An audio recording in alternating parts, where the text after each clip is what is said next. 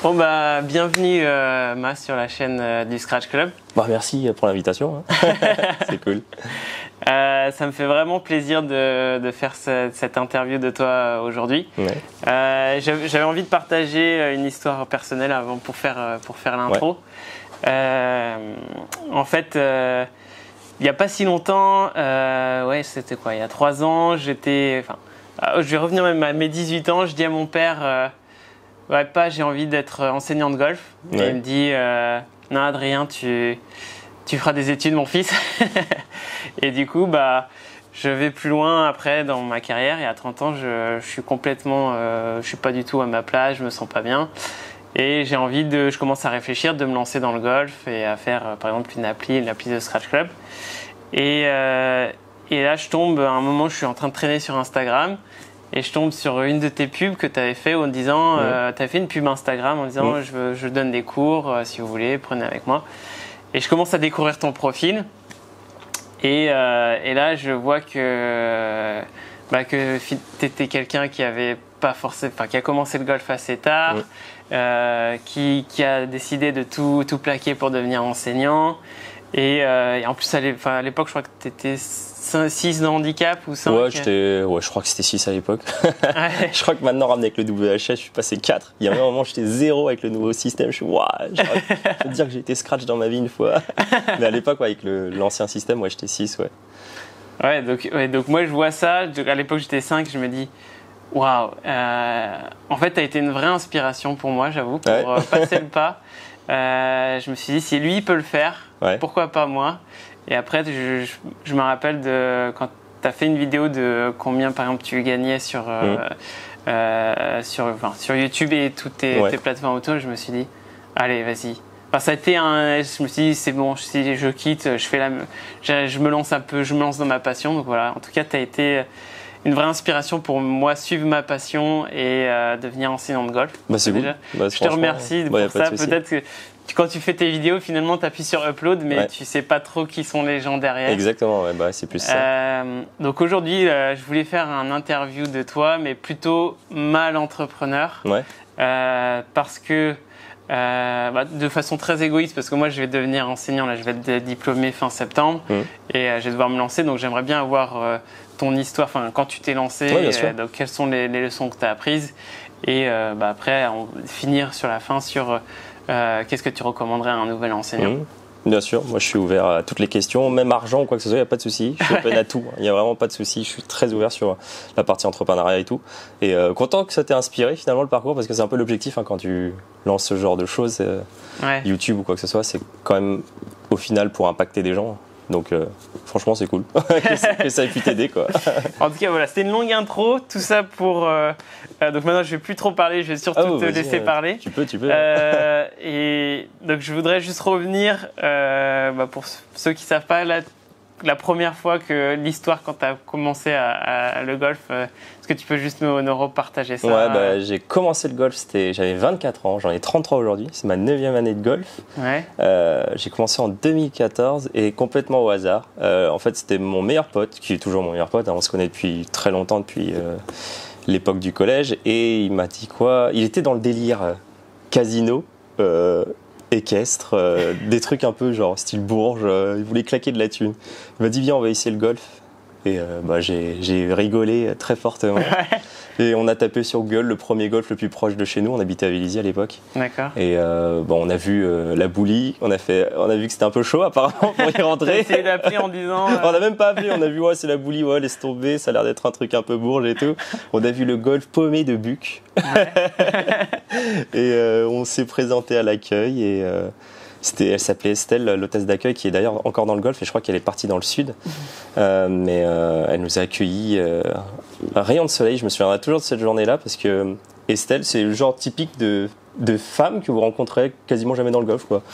Peace, elle avait un t-shirt, elle était vraiment cool, les cheveux un peu ébouriffés, petite jeune et tout. Et elle nous a dit prenez un saut de practice et je vous passe des clubs et allez vous amuser, quoi. Ouais. Puis ça a commencé comme ça. Et là, tu tapes ta première balle, tu ressens là pendant cette première séance, tu ressens quoi? J'ai vécu l'effet waouh, je crois, du golf en fait, parce que c'est En fait, le truc, c'est que pour vraiment vous faire le truc le plus concis possible, j'ai tapé mes premières balles. Le lendemain, je me suis inscrit. Passage, carte verte, j'avais le matos, j'avais les chaussures, j'avais les gants. Ah ouais, c'était le lendemain. Direct comme ça. Ouais, j'ai vraiment eu l'effet waouh du golf où putain, c'était fou quoi. J'ai raté la plupart des balles, hein, comme tout le monde, hein, mais il y avait la balle qui est sortie, le fer 7 qui sort à 100 mètres, qui vole et tout, contact parfait.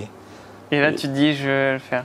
En fait, j'ai toujours été dans le mode fonce, fais, ouvre, vas-y, et on voit après ce qui se passe. Okay. Donc le golf, ça n'a pas fait exception à la chose, j'ai kiffé. Donc je me suis dit, vas-y, teste, on y va.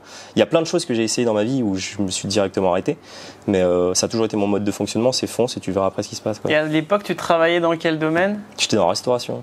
D'accord. Avec mes parents, tenais une brasserie dans le 16e arrondissement, à 500 mètres du Parc des Princes. D'accord. J'étais serveur barman. C'était l'enfer. Comment tu te sentais justement par rapport à ce travail Vraiment, je pense pas. Je sais pas si j'ai vécu une dépression de façon médicale parce que je me suis jamais fait diagnostiquer ou quoi que ce soit. Mais j'étais vraiment dans un bad mood de ouf, mon gars. Ah, c'était horrible. Franchement, quand je me remémore à cette époque, t'es là. Oh, je t'ai fait 70 heures par semaine, voire 80. J'allais faire les courses à métro, mes jours de repos. Tu pensais que au business, tu pensais que à comment ça allait se passer le lendemain avec le personnel, parce que c'était un peu la merde avec le personnel, parce que quand les ressources humaines, c'est la galère pour tous les entrepreneurs ou les patrons le savent, c'est la galère totale. Et j'étais vraiment dans un bad mood, mais de ouf quoi. Vraiment, je pense que j'étais en dépression. Mais je devais tenir parce qu'il y avait la famille en fait. C'était familial, ouais, c'était familial. Il y avait ma sœur, il y avait mes parents. Ouais.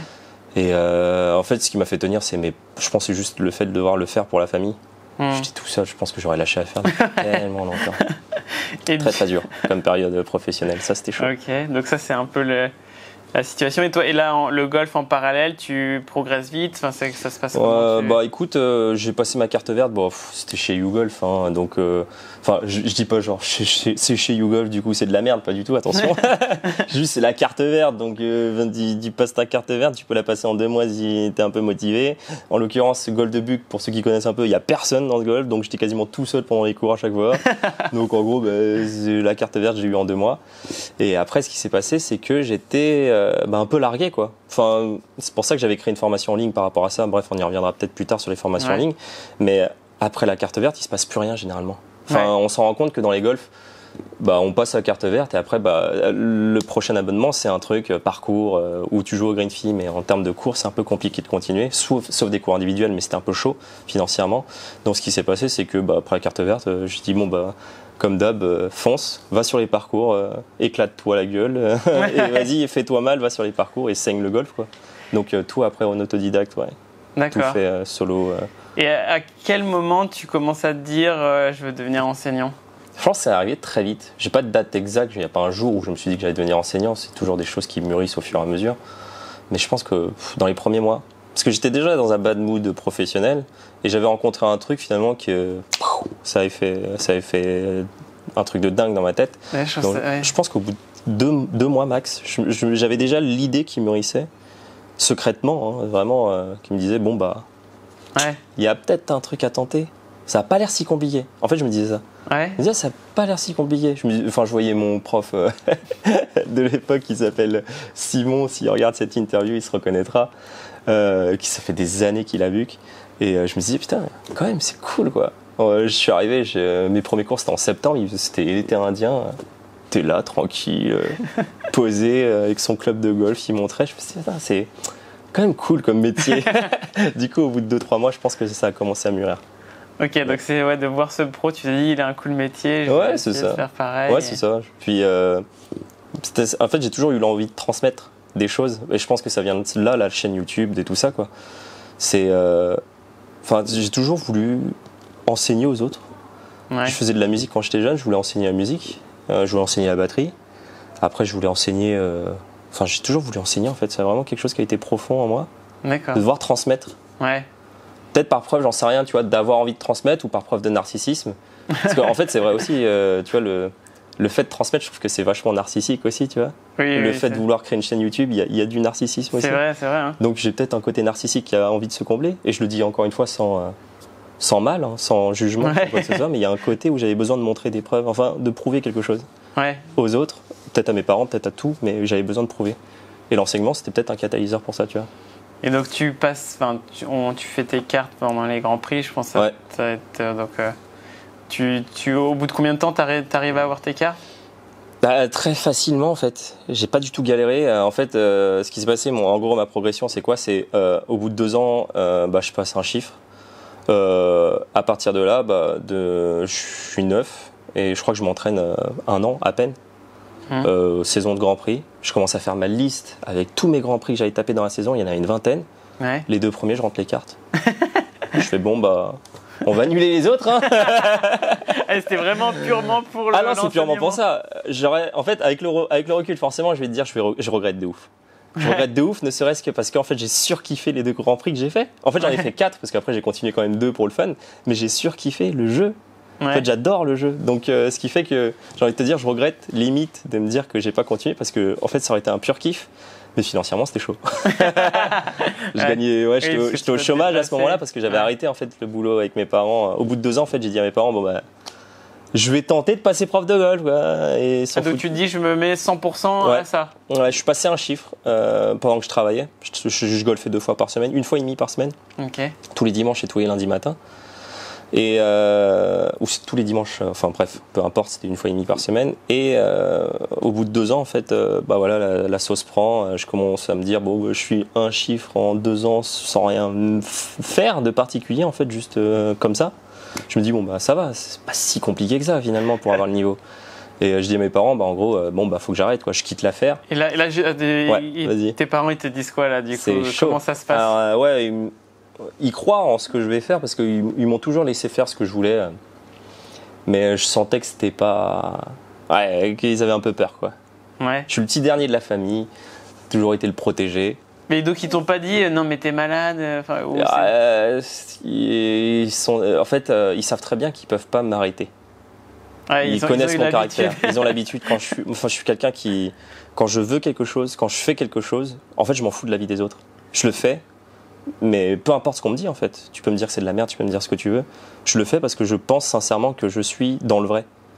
Question encore une fois de narcissisme, j'en sais rien, tu vois, on revient dessus. Mais quand je vais dans un truc, j'y crois à 100% et je crois qu'en moi et pas en ce que disent les autres parce que je considère que les autres n'ont pas mon vécu, n'ont pas mon expérience, n'ont pas ce que j'ai dans la tête. Donc en fait, ils donnent leur avis, de leur prisme, de leurs valeurs, de ce qu'ils croient eux de leur vie, tu vois. Et on en reviendra à la partie entrepreneur, etc. peut-être après. Mais du coup, au niveau du golf, non, c'est juste que ils ont flippé. Ouais. Mais ils savent qu'ils pouvaient pas m'arrêter. Donc ils se sont dit vas-y, de toute façon on sait très bien que on te dira ce que tu voudras, tu l'écouteras pas. Je fais oui, c'est vrai. Go. Du coup c'était un moment difficile parce que j'avais le choix. En fait j'ai travaillé à l'accueil d'un golf en attendant pour subvenir à mes besoins. Ouais. Parce que du coup tu quittes, t'es associé d'une affaire donc t'as pas le chômage. Donc j'ai trouvé le plan. Je me dis comment tu fais pour aller golfer gratuitement alors que tu gagnes pas de thunes. Je fais va travailler à l'accueil d'un golf, mais du coup t'es personnel de golf. T'es personnel de golf, tu touches certes le SMIC, mais au moins tu payes pas tes parcours. Ouais. Et je fais ça c'est quand même le bon plan. J'ai pas de diplôme, hein. J'ai un bac STG. J'ai arrêté mon BTS 2 mois avant que la date de l'examen. Du coup je pouvais pas prétendre à quoi que ce soit. Je me suis dit, vas-y, postule dans un golf. Et j'ai postulé au Blue Green de Saint-Quentin en Yvelines, à Trappes, la base de loisirs. Et ils m'ont pris direct. Ouais. Ouais, ils m'ont pris direct. Ils m'ont fait super profil et tout. Un golfeur, c'est rare. Et chose que je savais pas. Moi, je pensais que c'était super dur de rentrer dans un golf pour travailler. Et en fait, non, c'est la galère. Si vous voulez bosser dans un golf, vous avez envie d'avoir des green fees gratuits. Si vous voulez être payé au SMIC, mais jouer gratuitement, travailler dans l'accueil d'un golf, c'est recherché de ouf. Hein. Ah ouais, je savais même pas. Mais c'est recherché, mais partout en fait. Personnellement, au golf de Forges-les-Bains où j'enseigne, on a cherché pendant des années. On a pris 1 ou 2 ans pour trouver une équipe complète. C'est l'enfer pour trouver du monde. Ah, tu veux dire les golfs ont du mal à trouver des gens d'accueil, quoi. Du coup, ils m'ont pris direct. Et ce qui s'est passé, c'est que j'ai eu une offre ensuite de fitting chez Wilson. Là, je parle de ça, on était en 2016, je crois, ou 2016. Et Wilson m'a contacté un jour pour être fitter. Du coup, ce qui s'est passé, c'est que je me suis dit, écoute, ça fait 1 an que je travaille chez Blue Green, ou je sais plus, peut-être 8 mois, et je fais une saison en fitting chez Wilson, et après, j'ai le droit à 1 an de chômage. parce que c'était un CDD. Je fais oh le calcul il est pas mal. Du coup je fais ça, je fais le fitter voilà une saison chez Wilson. Je prends mon chômage pendant 1 an. Pareil, je crois que c'est 2016. Hein, je m'en rappelle plus trop des dates, mais je crois que c'est 2016 ou 2017. 2017, je crois que je passe. C'est la saison où je passe les cartes et puis voilà quoi. C'est fait. D'accord. Et donc là, après, donc tu fais enseignant donc à FF Golf au Golf J'ai fait ma formation au centre, au Natio. Et là, que ça se passe comment les sélections Les sélections très spéciales, j'avais fait une vidéo dessus. L'écrit, bon, ça a été, c'est de l'écrit quoi. Ouais. Je me rappelle plus du sujet. T'avais fait les 9 trous nationales. J'avais fait 9 trous. Tu te rappelles combien t'as joué? J'avais même pas joué 9 trous. Putain, je crois que j'avais joué 4 ou 5 trous. Ah ouais? Ouais, c'était 5 trous, je crois, ou 4 trous. Et je sais même pas sur quoi il nous jugeait parce que le mec était à notre retombée de drive, il nous regardait et après il repartait à l'entrée du green et il nous regardait, mais à 100, 150 mètres, 200 mètres, donc il voyait pas notre comportement, peut-être notre routine de loin à la rigueur. À la fin, il nous fait un débrief. Écoute, qu'est-ce que tu peux dire sur ton jeu? J'ai joué 5 trous, tu racontes un peu ce qui s'est passé, puis voilà. Donc, j'en ai aucune idée sur quoi il nous jugeait. J'avoue que moi non plus, je pense que je sais pas, ma théorie, c'est qu'il check que t'as juste une bonne attitude sur le parcours. Je sais pas. Que tu t'énerves pas, peut-être. Je trouvais ça. Parce qu'en tant que futur enseignant. Peut-être. Peut-être voir ta routine, j'en sais rien. Enfin bref, juger le niveau de jeu, je trouve que c'est pas ouf non plus. Enfin bref, c'est un autre débat. Parce que pour moi, l'enseignement ne doit pas se juger sur le niveau de jeu d'un joueur, mais ça, c'est un grand débat. Et après, sur l'oral, c'est là où c'était le plus drôle. C'est que j'avais commencé ma chaîne YouTube avant de rentrer dans la partie. Avant de passer dans les tests de sélection. Et ils m'ont cramé. Parce que 3 ou 4 jours avant, j'avais posté une vidéo pour défoncer la Fédé. Pourquoi t'as fait ça? Tu l'as expliqué dans ta vidéo. Mais ma copine m'avait dit non mais fais pas ça, t'es con. Elle m'a fait mais t'es con ou quoi? Tu vas passer tes tests à la Fédé et 3-4 jours avant les tests, tu postes une vidéo pour défoncer la Fédé. Comme d'hab, j'écoute pas. Je fais ce que j'avais envie de faire. Et j'ai eu de la chance parce que c'était Damien Guinard. Et comment il s'appelle déjà? Je me rappelle plus de l'autre, je crois que c'était Philippe Guy. Non, c'était pas Guy, c'était pas Philippe. Guy, bref. C'était Guy, mais je me rappelle plus du nom de famille, qui était enseignant à la Maison Lafitte à l'époque, je crois. Okay. Et il m'avait pas défoncé du coup. Ils m'ont dit franchement c'est bien, c'est du 109. Ouais, au moins tu vas apporter une nouvelle vision. Ouais, et il dit pas une vision qu'on partage forcément, mais c'était une vision rafraîchissante et ça fait partie de ce qu'on cherche quoi. Et comment ça se passe ton année là Franchement, pas ouf. Pour devenir enseignant. La vérité, pas ouf. Ah ouais? Ouais, la vérité, pas ouf. J'ai pas kiffé la format. Si Eric Vanier me regarde ou quoi, je suis désolé. On a eu une année un peu compliquée parce que c'était l'année de la Ryder Cup. Ouais. Donc on a commencé notre formation à Étiole et j'ai l'impression que c'était un peu le bordel. Parce que du coup, il y avait la Ryder Cup au Natio. Nous, on a été migrés à Étiole les 4 ou 5 premiers mois. Après, on a dû repasser au Natio. Et j'ai l'impression que la format, c'était un truc... fallait tisser, pendant qu'on faisait la formation, il fallait tisser un peu les intervenants pour qu'ils viennent parce qu'on était en dèche, quoi. Enfin, vraiment, c'était vraiment l'impression que j'ai eue. D'accord. Donc la format, perso, j'ai pas du tout aimé. Et par contre, j'ai adoré... là où j'ai enseigné, c'était un Saint-Aubin. Golf de Saint-Aubin avec mon tuteur qui s'appelle Thomas Vénère et que je salue s'il me regarde. Parce que j'ai adoré cette année où j'ai bouffé de la pédagogie à mort, quoi. Saint-Aubin, c'est un Blue Green. Et donc, qui dit chez Blue Green, dit beaucoup de débutants. Et j'ai adoré parce que du coup, j'ai vraiment pris ça, comme je te le disais en off, en fait, c'était un laboratoire d'enseignement où tu pouvais expérimenter plein de choses et tout sur la pédagogie. Donc, j'ai essayé plein de choses. Et mon tuteur me disait, de toute façon, on s'en fout, ils connaissent rien, c'est des débutants, donc fais ce que tu as envie de faire, fais ta popote, prends ça comme un laboratoire et éclate-toi à dire des choses qui peuvent être fausses, on s'en fout, tu es là pour apprendre. Donc c'est là où j'ai le plus appris. Hein. En fait, c'est grâce à Thomas, c'est grâce au golf de Saint-Aubin, c'est grâce à Blue Green qui permettent ce genre de choses aussi. Donc non, j'ai adoré cette partie-là. D'accord. Côté format, je m'étendrai pas plus que ça, mais pour moi, c'était pas ouf. Et du coup, donc ça y est, tu as validé tes diplômes. Et là, t'es enseignant de golf. Tu te dis quoi là à ce moment? J'étais un peu à l'arrache. Hein. Je suis quelqu'un qui va à fond, mais qui va aussi à l'arrache. Quelqu'un très à l'arrache, qui réfléchit un peu sur long terme, mais qui n'a pas le chemin pour arriver là où il veut. Ouais. Donc je fais un peu les trucs à l'arrache. Blue Green me propose de rester à Saint-Aubin. C'était Virginie Griffon à l'époque, la responsable des pros. M'avait proposé un bon salaire, sans tabou, hein, c'était 2100 net. Pour un début en enseignement, chez Blue Green, c'était ouf. Ouais. Franchement, c'était ouf. Il dit, on peut même peut-être pousser à 2002, vu ton profil, tu connais le matos, tu as été fitter, tu as une chaîne YouTube, donc il y avait tout cet aspect, en fait, ça l'intéressait. Donc j'ai refusé, parce qu'en fait, je me voyais pas faire ce que j'ai fait la première année toute ma vie. C'était tellement intense. Chez Blue Green, Saint-Aubin, c'est vraiment un très gros golf, beaucoup de passages, c'est l'usine à gaz, pour ceux qui connaissent. Pour ceux qui peut-être expliquer. Pour ceux qui connaissent pas, on est proche de Paris, on est en direct national, on peut arriver direct à Saint-Aubin, donc on est à 25 minutes des portes de Paris, voire 20 minutes s'il n'y a personne, quoi. Donc vraiment, il y avait tout Paris qui pouvait venir à Saint-Aubin pour les cours, et tout ça, donc c'était très intense en termes de cours collectifs et de cours individuels. Et je me voyais pas retaper 40 heures de cours non-stop, tous les jours, en touchant si peu, en quelque sorte, même si c'est un très bon salaire que je conçois en début de carrière à 2002, j'aspirais à mieux parce qu'en fait, ça voulait dire échanger du temps que j'aurais pas pour mes autres projets. Donc je me dis, j'avais la stabilité financière 2002, c'est quand même cool en début de carrière, mais à côté de ça, chaîne YouTube, tu fais quoi? Parce que ça prend énormément de temps. T'as tes projets derrière de vouloir démonter des formations en ligne, de faire ci, de faire ça, structure indoor et tout, tu fais waouh. Bon, en fait, j'échange un 40 heures par semaine contre 2002, alors qu'en fait, je pourrais démultiplier ça par 10 sans dépenser autant de temps. 40 heures en indépendant, c'est pas pareil. C'est pas pareil. Parce qu'il y avait énormément de cours individuels, forcément, parce que Saint-Aubin Blue Green propose des offres groupées pour réduire les tarots au niveau des cours indiv. Donc, j'étais blindé aussi en indiv, blindé en collectif. Donc, en fait, j'avais pas d'heures pour moi. Donc, c'était échanger ma vie contre un 2002 et j'étais pas prêt.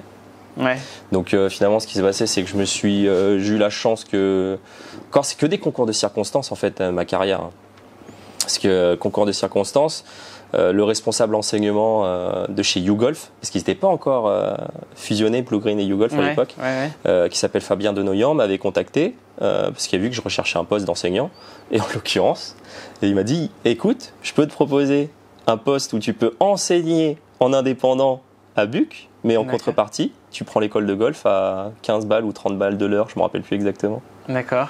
Je fais parfait. C'était combien de temps j'ai fait ça. Je veux dire, combien de temps d'école de golf, j'avais que dalle. J'avais 4 ou 5 heures par semaine. D'accord. J'avais pas de droit de tapis à payer. Et j'avais le droit d'enseigner en indépendant à Buc et prendre full cash pour moi, quoi. Enfin, au niveau de mon statut auto-entrepreneur. C'est royal. Je dis, c'est exactement ce qu'il te faut. Ouais, c'est exactement ce qu'il me faut, quoi. J'ai juste 4 heures d'obligation, pas de droit de tapis à payer. Après, je fais tout en indép et je peux faire ce que je veux. Et donc, du coup, t'es à Buc, t'as l'école de golf. Et là, toute ta partie indépendante, tu te dis, comment je la répartis ? À ce moment-là, tu te dis, qu'est-ce que tu te dis pour que tu aies des gens qui viennent te voir en cours indiv? Et c'est là où les vidéos, en fait, ma clientèle venait exclusivement de YouTube. D'accord. Donc 100% ? 100%. Tu peux pas en fait survivre. En fait, j'avais aussi un deal avec Fabien, c'est que je prenais pas d'élèves de Buc. J'avais pas le droit de prendre des élèves. C'est-à-dire que parce que Buc, c'est là où j'ai commencé. Donc le truc, c'est que je connaissais tout le monde, mais j'avais pas le droit d'avoir des personnes de Buc en cours. S'ils étaient abonnés, c'était mort. Interdiction avec moi, forcément, parce que c'était un deal tacite. D'ailleurs, je me pose le droit de le dire, on s'en fout. C'était il y a 4 ans ou 5 ans, 6 ans, je me rappelle plus, c'est prescrit. Mais on avait un deal tacite où j'avais pas le droit de prendre des élèves en fait de Buc, ce qui est complètement logique. À côté de ça, donc ce que j'ai fait, j'ai réparti mon temps uniquement sur la visibilité, le marketing, YouTube et un peu de cours. Parce qu'en vrai, les cours, c'est un peu compliqué. Tu sors de ton diplôme, on en reparlera tout à l'heure, mais tu sors de ton diplôme, tu es enseignant. Tu veux passer indépendant. Tu n'as pas de visibilité, tu n'as pas de chaîne YouTube, tu n'as pas Insta, tu n'as rien. Tu as 150 followers sur Insta parce que tu as décidé de faire un truc vite fait comme ça. Tu fais ta chaîne YouTube, allez, pour ceux qui me mettent un peu, ils ont 1500 ou 1000 abonnés, mais ils n'ont pas de contenu régulier. Tu la trouves où ta clientèle ? Nulle part. Tu la pompes pas ta clientèle. C'est soit tu vas dans un golf où il y a un volume et on t'autorise à les prendre, les élèves en individuel, j'en sais rien, un golf avec 200, 300, 400 membres, et on t'autorise à avoir ces clients individuels. Sinon tu fais comment ? Tu peux pas vivre. Donc en fait c'est pour ça que Fabien, je pense, m'a proposé, parce qu'il savait que je pouvais survivre grâce à ce que je faisais à côté, parce qu'aucun indépendant, je pense, qui débute, qui sort de diplôme, est capable de survivre en indépendant, quoi. Enfin, pour moi, c'est quasi impossible s'il n'a pas monté quelque chose à côté pour récupérer de la data, pour récupérer des clients. Et ta semaine, elle est organisée comment alors? Donc, tu as les 5 heures d'école de golf. Ouais. Et le reste du temps, tu fais quoi? En gros, en termes de répartition, c'était pour moi 20% de cours. Et je me suis dit, en fait, je veux limiter le nombre de cours au maximum pour me dégager le plus de temps parce que c'est là où je sais plus, je crois qu'à l'époque de la sortie de diplôme, je devais avoir 4, 5, 6 000 abonnés, je sais plus. Ouais. Donc c'était pas ouf non plus. C'était déjà ça, mais c'était pas ouf. Et donc du coup, tu as déjà quand même 6 000 abonnés. Ouais. Et je me dis que c'était pas ouf parce que t'imagines que sur les 6 000 abonnés, je crois qu'en termes de répartition, j'avais à peu près 25% d'Île-de-France, ce qui me faisait 1200 clients potentiels pour avoir des cours en div, sachant qu'il n'y a que la moitié qui prennent des cours chez les licenciés. C'est une stat qui sort de la Fédé, ça. C'était la moitié des golfeurs qui prennent des cours individuels. Ouais. Donc sur les 1200, j'avais fait les calculs comme ça. Je suis très pragmatique aussi dans les chiffres. J'ai 1200 clients potentiels, sachant que chez les golfeurs, tu as un golfeur sur deux qui prend des cours, ça me fait plus que 600 clients. Sachant que sur les 600 clients potentiels, tu sais très bien que la périphérie et la zone géographique va varier. Île-de-France est quand même super vaste. Donc je me suis dit, si t'en as qui sont prêts à faire 25 ou 30 km, ça sera déjà énorme. Donc je me suis dit, en gros, ça me laisse potentiellement 100 clients, quoi. 100 ou 150 clients. Tu te dis, moi j'aurais dit 10%, tu vois, peut-être 60 clients. Ouais, peut-être. Même peut-être, j'ai peut-être vu large là, tu vois. Mais je me suis dit à ce moment-là, c'est chaud. C'est chaud parce que, comment tu fais pour survivre avec 60 clients ou 100 clients, peu importe, potentiel. On parle que de potentiel, qui regardent ta chaîne. Donc sur ces 120, t'en as peut-être 10 finalement qui vont vraiment venir te voir. Et en plus, tu sors de diplôme, donc les gens te font pas confiance parce que tu es un nouveau pro, ce que je comprends tout à fait d'ailleurs. Donc je me suis dit, ok, on va faire un truc, on va survivre, on va survivre à fond, on va faire juste le minimum pour vivre et le reste, tu plantes des graines comme un malade en faisant que des vidéos, en communiquant comme un malade sur Internet pour que tout le monde te connaisse. Et les graines, tu les récolteras 3, 4, 5 ans plus tard. Tu postais combien de vidéos par semaine? J'étais quasiment sur au moins une par semaine, au minimum une par semaine. Au minimum sur YouTube. Et en plus, justement, donc là, parlons de l'aventure YouTube. Ouais. À la base, pourquoi tu as commencé YouTube vu que tu as commencé avant d'être enseignant? À la base, pour la vérité, la stricte vérité, j'avais dit une fois dans une autre interview avec Golf Channel qui m'avait interviewé et qui m'avait demandé ça aussi.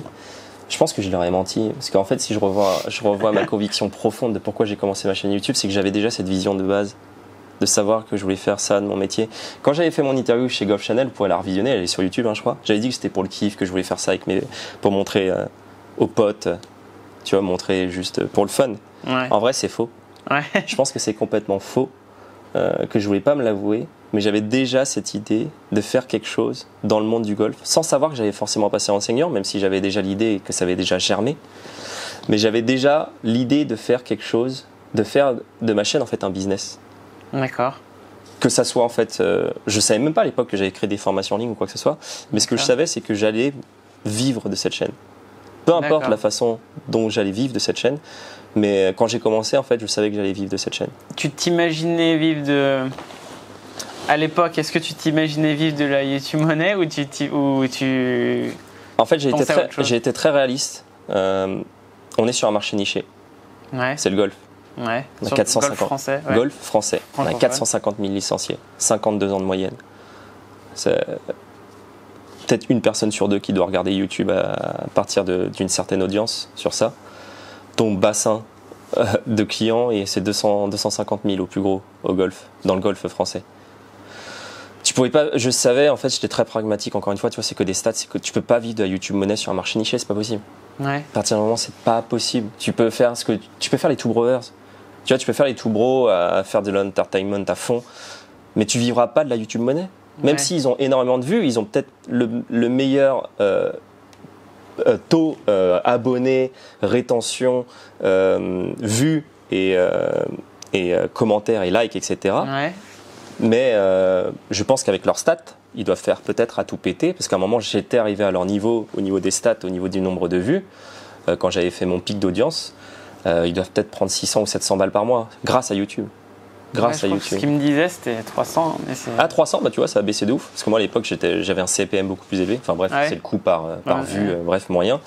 À l'époque, quand j'étais à mon prime au niveau des vues, je tournais à 700. D'accord. 700 par mois quand même, via la YouTube Money.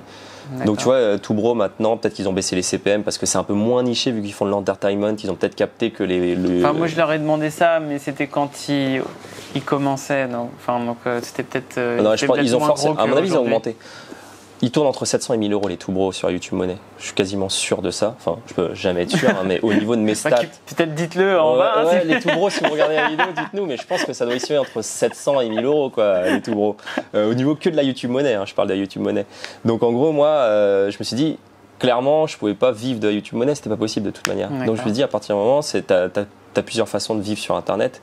La seule façon viable ensuite, c'est de vendre, soit de faire de l'affiliation de produits. J'étais pas très chaud pour ça, parce que j'avais pas forcément envie de promouvoir des produits auxquels je m'en foutais en fait. Hein. Tu voudrais pas être comme les Toubro à être sponsorisé Cobra, par exemple. C'est pas mon délire. C'est pas mon délire parce qu'il y a des choses, j'ai mes valeurs sur certaines choses, comme les clubs de golf, ceux qui le savent, les clubs de golf, je pourrais jamais être sponsorisé, c'est pas possible. Et de toute manière, dans le sponsoring, ce qui est dur, c'est de trouver le financement. Beaucoup de marques me contactent, mais quand on commence à parler d'argent, c'est chaud. Ouais. Forcément, tiens, on pense toujours. Justement, les marques, j'ai l'impression que c'était Flo Alès, il disait la même chose. Ouais. Exactement. Dès qu'il a commencé à parler d'argent, dès que tu parles d'argent, c'est mort. Dès que tu parles d'argent, en fait, les gens, ils te voient comme j'en sais rien, un panneau publicitaire gratuit, tu vois. Ouais. Mais ils considèrent que te donner une série de clubs, ça suffit. Ouais, c'est ça, quoi. Donner une série de clubs, donner des vêtements, donner des balles gratos. Écoutez, je sors mes stats, je t'enverrai peut-être mes stats pour que tu les affiches. Je fais 80 000 vues par mois au plus bas, au minimum. Je sais plus combien je fais d'impressions sur YouTube. Je pense que je suis plus visionné. Encore une fois, c'est pas pour me vanter ou quoi que ce soit, c'est des stats. Mais je fais entre 80 et 100 000 vues par mois sur l'ensemble de ma chaîne. Je fais je sais plus combien de milliers, centaines de milliers d'impressions. À partir d'un moment, ces chiffres, il y a une valeur pécuniaire en face. Donc si t'es pas prêt à mettre une valeur pécuniaire et que tu as envie de m'offrir 10 douzaines de balles, mais qu'est-ce que j'en ai à faire de tes 10 douzaines de balles? Qu'est-ce que je vais faire avec ça? Va payer ton spot publicitaire dans le Golf Magazine qui va te coûter je sais pas combien de milliers d'euros, mais moi personnellement je suis pas prêt alors que je sais l'impact publicitaire que je peux avoir dessus. Mais les marques sont pas forcément prêtes encore dans le golf à dépenser de l'argent pour ça, mais pour en revenir au sujet. C'était quoi déjà le sujet? Tiens, on est parti trop loin, mes gars. Alors, on est en discussion. En fait, on n'est même pas en interview, on est en mode discussion. Normale. Ouais, c'est clair. C'était quoi le sujet déjà? Non, c'était la YouTube. Enfin, comment ouais, comment du coup, je disais, tu peux pas gagner ta vie dans le golf avec la YouTube Money. On sait que c'était pas possible. Donc, à partir de là, la seule possibilité pour moi, ça a été vendre ma valeur ajoutée. Prof de golf, du coaching et de la formation en ligne et des stages. Et le Trackman maintenant, etc., avec du coaching un peu plus high level, on va dire. D'accord. Donc, en fait, c'est ces différentes sources de revenus qui font que tu vis bien en tant que prof de golf, personnellement. Tu vois, moi, je suis convaincu que le métier de prof de golf, il va drastiquement changer dans les futures années. L'âge d'or du prof de golf de base qui se posait dans un club et qui était full blindé, H24 des cours, c'est fini, tu vois. Ouais. Surtout avec la démocratisation du golf, des prix et de l'inflation et de la vie, tu vois. J'ai l'impression que l'âge d'or actuel, enfin de l'époque, maintenant il est dans le digital. Dans le digital. Ceux qui sont maintenant, ils sont en train de gagner, enfin comme toi qui t'es lancé. C'est ça. 2017. On peut dire que t'es le premier. Non, il y avait Joël Bernard. Il y avait Édouard Montaz, il y avait Renaud Poupard. Oui, c'est vrai, ouais. Joël Bernard qui est un putain d'entrepreneur d'ailleurs. On le voit toujours comme le golfeur qui est un peu prout ou quoi que ce soit, mais c'est un putain d'entrepreneur ce gars-là. Okay. Ouais. Renaud Poupard, on le voit aussi un peu comme le mec cool, chill et tout, mais c'est un putain d'entrepreneur. J'ai discuté avec les deux, donc je vois très bien le profil que sont ces deux personnes, mais c'est pas des rigolos. Ouais. Joël Bernard notamment, putain. Enfoiré. Mais... Si j'avais eu son... Putain, il a eu l'idée. Franchement, il est arrivé avant tout le monde. Il a eu le bon timing. Il a le timing parfait. Océan bleu au niveau du business.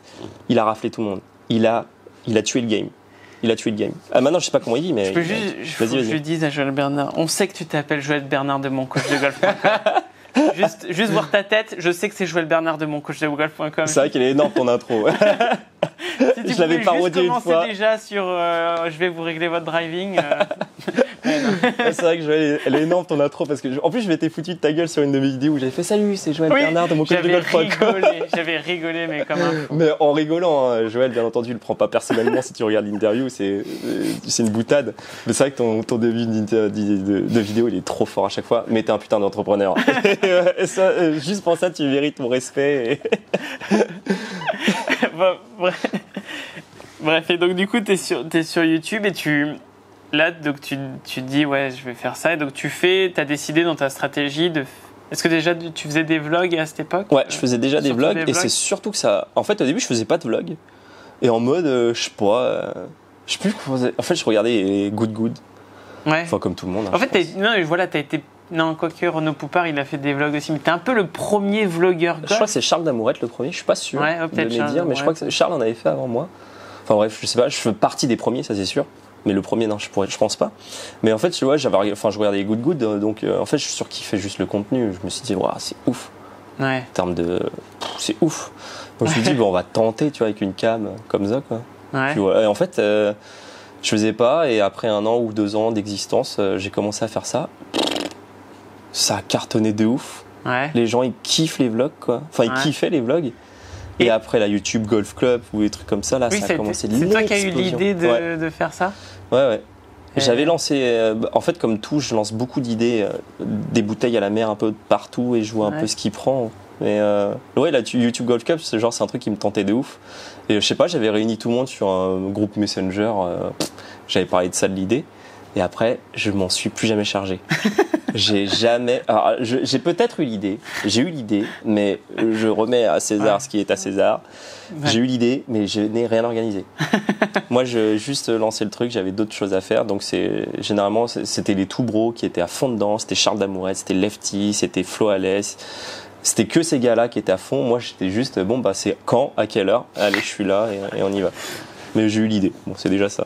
Et après, ouais, la YouTube Golf Cup, c'était ouf l'explosion de vlogueurs. Et ouais, les vlogs, ça a super bien fonctionné. Ouais. C'est l'un des premiers, et puis ça a fonctionné de ouf, quoi.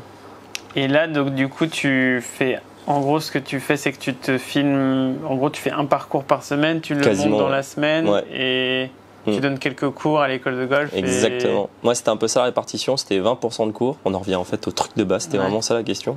Elle va durer 20 ans cette interview. Oui, c'est possible.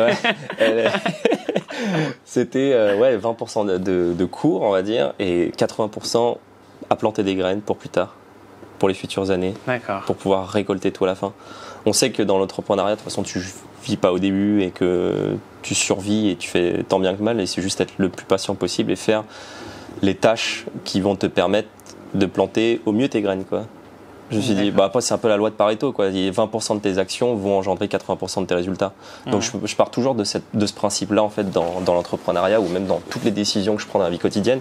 C'est que si tu sais que 20% de tes actions vont engendrer 80% de tes résultats, tu as 80% de tes actions qui servent à rien.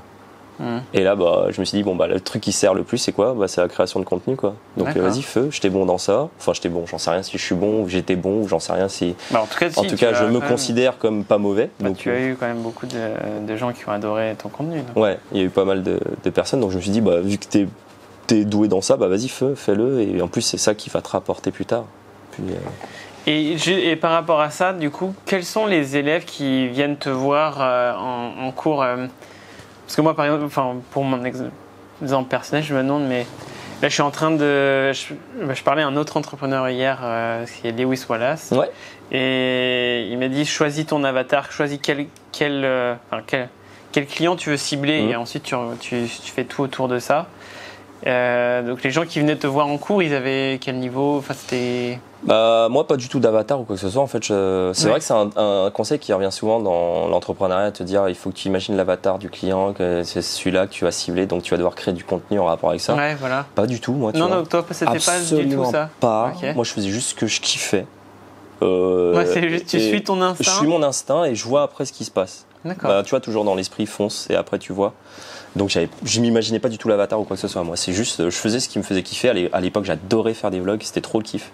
Maintenant, un peu moins, mais bref, c'est pas grave. Qu'est-ce que tu as adoré à l'époque collectionner les parcours. En fait, c'est genre comme les cartes Pokémon. je collectionnais les cartes Pokémon quand j'étais petit, j'adorais ça. Et je sais pas, je voyais ça comme genre tu collectionnes les vlogs sur ta chaîne. Ah, j'ai fait ce parcours, je l'ai vlogué. Je l'ai fait, clac, on en fait un deuxième, un troisième, un quatrième, puis après j'en sais même plus combien j'en ai fait. Et ouais, je voyais ça plus comme une collection en fait que genre. Et les golfs t'accueillaient comment Ça dépend des golfs. La plupart, 90%, super bien. Bah en fait, quand je voulais une voiturette ou quoi que ce soit, ouais, je disais j'ai une chaîne YouTube, regardez un peu ce que je fais sur les golfs. Je demande juste en contrepartie une voiturette. Puis 90% c'était oui, bien sûr. T'as jamais pensé à à monétiser la chose qui te donne de l'argent pour que J'y ai pensé, mais au vu de ce qui s'est passé, heureusement que je l'ai pas fait, parce que tu as vu le nombre de vlogs qui existent sur tous les parcours de France gratuits. Ah ouais. Hein. Ouais, c'est vrai. Ah non, c'est pas un business model viable à mon avis, parce que soit tu le fais propre, version un truc incroyable, mais à la façon good avec 4-5 caméramans, le drone qui filme les retombées de balles, des trucs de ouf. Ouais. Mais quand tu vois le nombre de vlogs en fait sur les parcours, tous les parcours de France, je sais pas si ils ont été vlogués, mais je pense que la plupart, en tout cas les plus gros, ont été faits. Donc non, heureusement que je suis pas rentré dans ce business, parce qu'encore une fois, j'ai eu plein d'idées de lancer des trucs, mais je l'ai pas fait. Et, enfin, j'ai tenté certaines choses et j'ai vite refermé les portes, mais il faut savoir le faire aussi. Donc je lance plein de choses, mais il faut que je les referme très rapidement. 90% de mes idées, elles sont cassées, enfin comment tuer dans l'œuf avant d'avoir pu émerger. Ouais. Mais c'est ce qui fait aussi la beauté de l'entrepreneuriat, et il y a plein de choses que j'aurais voulu faire, que j'ai faites, que je ferai plus tard, mais qui n'aboutiront peut-être pas aussi. Et heureusement que le vlog, monétiser les vlogs n'a pas été fait. J'avais présenté à l'oral à Eric Vanier justement le fait de vouloir créer des vidéos pour les pros en fait, enfin pour les versions pro, mais pour les golfs, pour leur mettre sur leur site internet. Tu vois, une interview du directeur avec un filmage de drone sur le parcours, présenter l'équipe jardinier, etc., présenter le parcours, faire un truc un peu carré, livrer sa clé en main au golf pour qu'ils puissent le mettre sur leur site internet ou peu importe. Mais pareil, je l'ai pas fait, tu vois. Enfin, il y a plein de projets que j'ai lancés comme ça que j'ai pas fait. C'était quoi encore, tu vois, la question de je me rappelle même. Tu nous as dit quel était ton client qui venait te voir ou pas? Ah oui, non, je l'ai pas dit. Ouais. Bref, le client qui venait me voir, tous les clients. Parce qu'encore une fois, je cible pas d'avatar, donc le truc c'est que j'ai tout type de clients. Donc c'était pas genre surtout des débutants ou surtout surtout un homme de 30 ans ou... Alors la plupart, je dois quand même l'avouer, c'est que la tranche de clientèle qui vient de ma chaîne YouTube se situe plus entre 25 et 45 ans. Ouais. C'est sûr que donc c'est différent de... par exemple, Jerry Wallace, il me dit qu'il cible les seniors, par exemple. Ouais, clairement. Je pense que c'est juste en fait la façon de parler qui va faire que tu définiras ton avatar, tu vois ce que je veux dire? Genre c'est la façon dont tu communiques qui fait que tu attires telle ou telle clientèle, mais sans vouloir le faire consciemment. Enfin, en tout cas, moi, j'ai pas l'impression de le conscientiser, d'attirer une clientèle entre 25 et 45 ans. Peut-être que Lewis le fait vraiment de façon consciente, qui sait qu'il va faire un truc pour attirer les seniors, mais moi, personnellement, c'est pas mon cas. Et j'attire la clientèle entre 25 et 45 ans. D'accord. Et ces gens-là, c'était des gens qui avaient déjà joué, ou qui étaient quand même... La plupart, ils ont tous joué. Ouais, la plupart, c'est tous des gens en fait qui regardent du contenu YouTube. Et en moyenne, quel handicap en moyenne? En moyenne, entre 20 et 30. D'accord. Ouais, plutôt 20 et 30. Les débutants, il y en a, mais un peu moins. Je pense que les débutants ont un peu plus peur de venir me voir, je sais pas. Peut-être, j'en sais rien. J'ai quand même pas mal de débutants en cours indiv.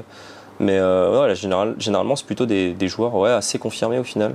D'accord. Qui ont vu beaucoup. En fait, c'est... généralement, c'est ça en fait. Généralement, les clients qui viennent me voir, c'est par rapport... Ils prennent déjà des cours, ou ils en prenaient, mais ils voulaient voir autre chose d'un discours qu'on voit pas tous les jours. D'accord. C'est un peu le truc que j'ai souvent en cours qu'on me dit, enfin je pose la question aussi de savoir pourquoi la personne vient me voir. Je fais écoute, je t'ai découvert sur internet et je trouvais que ta façon d'expliquer était drôle, décalée et pas pédagogique pédant et pas du tout dans l'esprit de ce que j'ai pu voir avant. Donc je me dis pourquoi pas essayer. Non, peut-être qu'ils sont attachés à la personnalité. Je pense que c'est plus par rapport à la personnalité. Parce que ce que je raconte, j'ai rien innové dans le golf, tu vois. Enfin, j'ai rien créé. Par exemple, je me rappelle de ton anti-tutoriel pour sortir du bunker, je trouvais ça innovant, tu vois. Ouais, c'est innovant, mais tu vois, dans la pédagogie, je l'ai pas. J'ai peut-être ouvert un truc dans la pédagogie parce que j'ai même pas continué les anti-tutoriels ou quoi que ce soit, mais j'ai pas inventé la technique. Tu vois, j'ai rien inventé dans le golf pour moi. J'ai toujours piqué, enfin, je pense que c'est comme ça de toute façon dans n'importe quel domaine. Le golf n'est pas un domaine fini enfin, je veux dire, le golf est quelque chose de fini techniquement. En fait, on sait tout. Alors, avec les radars actuels, on sait ce qui se passe, les forces, etc. Sam Putt-Lab, les Trackman, on sait ce qui se passe. Donc, tu n'inventes plus rien en fait dans le golf. Tout ce que tu inventes, c'est la façon peut-être de transmettre le message qui est différent, la pédagogie, et ça qui a une patte personnelle, bien entendu.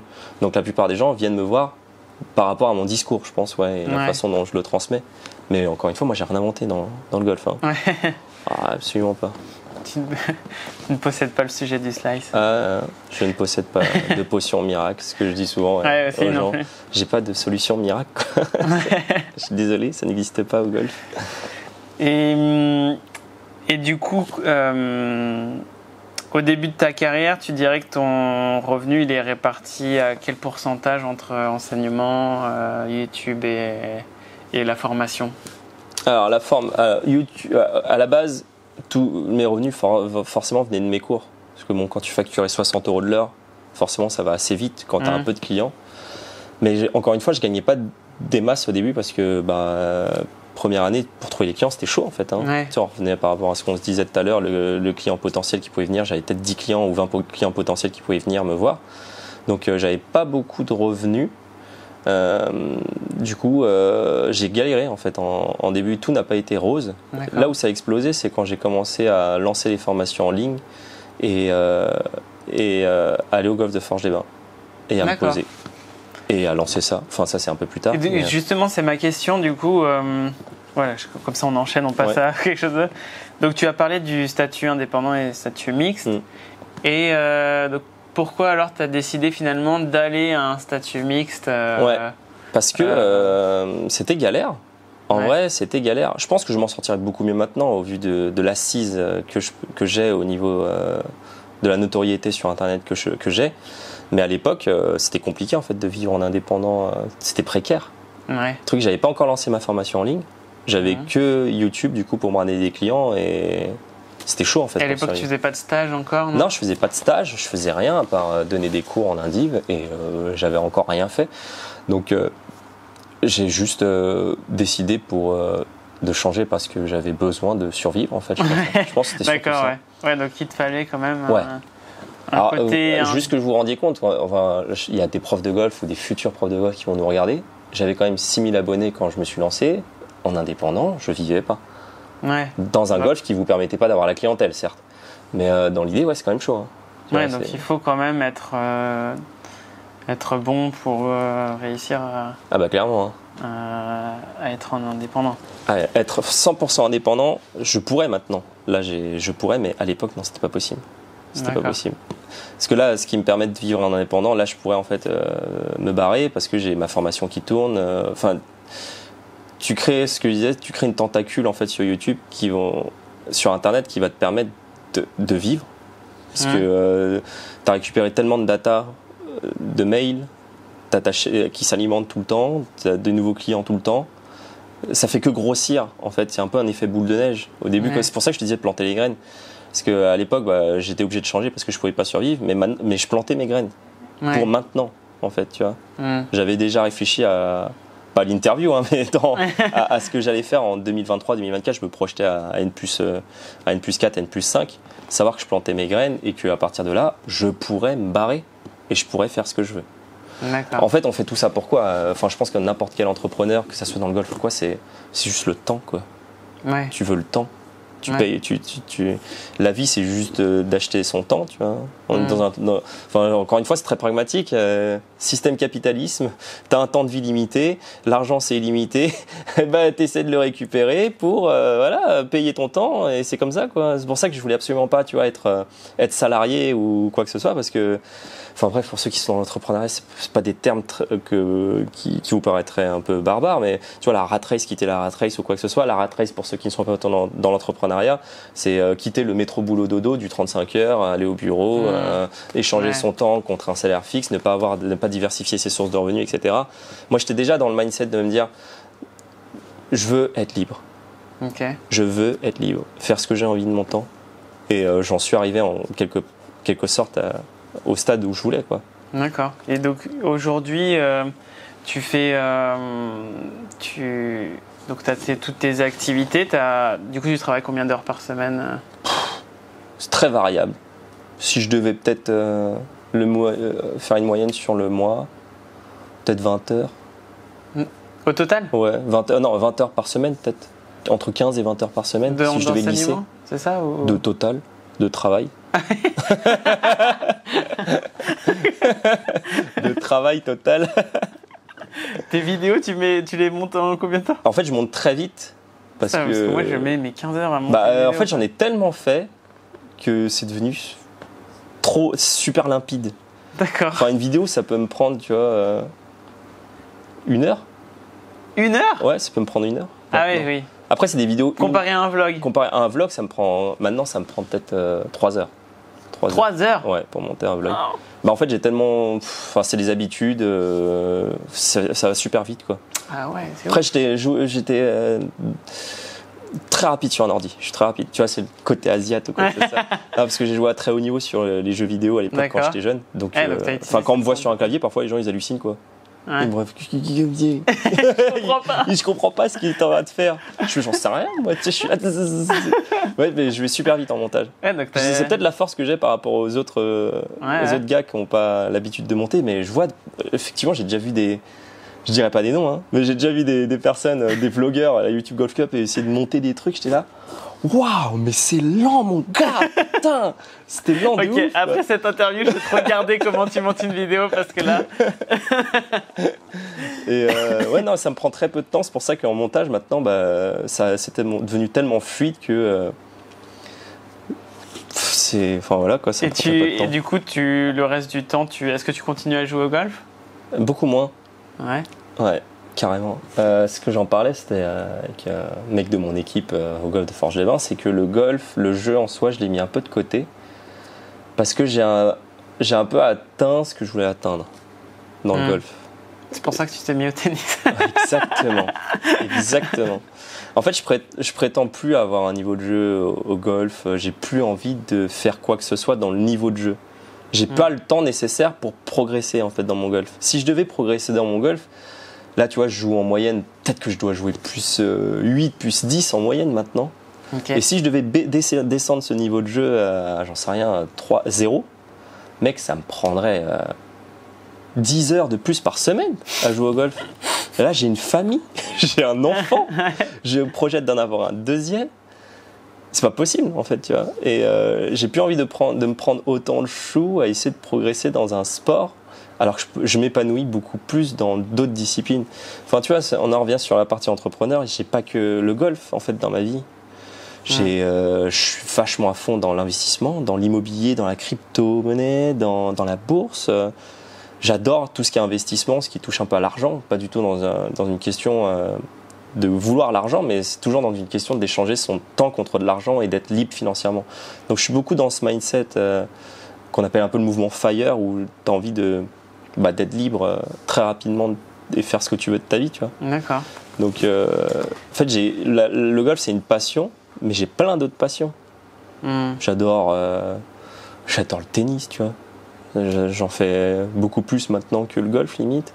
J'adore l'enseignement, toujours dans la pédagogie du golf. Je regarde tout le temps ce qui se passe, un peu tout le temps, en fait, nouveaux drills ou la nouvelle façon d'expliquer certaines choses qui existent déjà.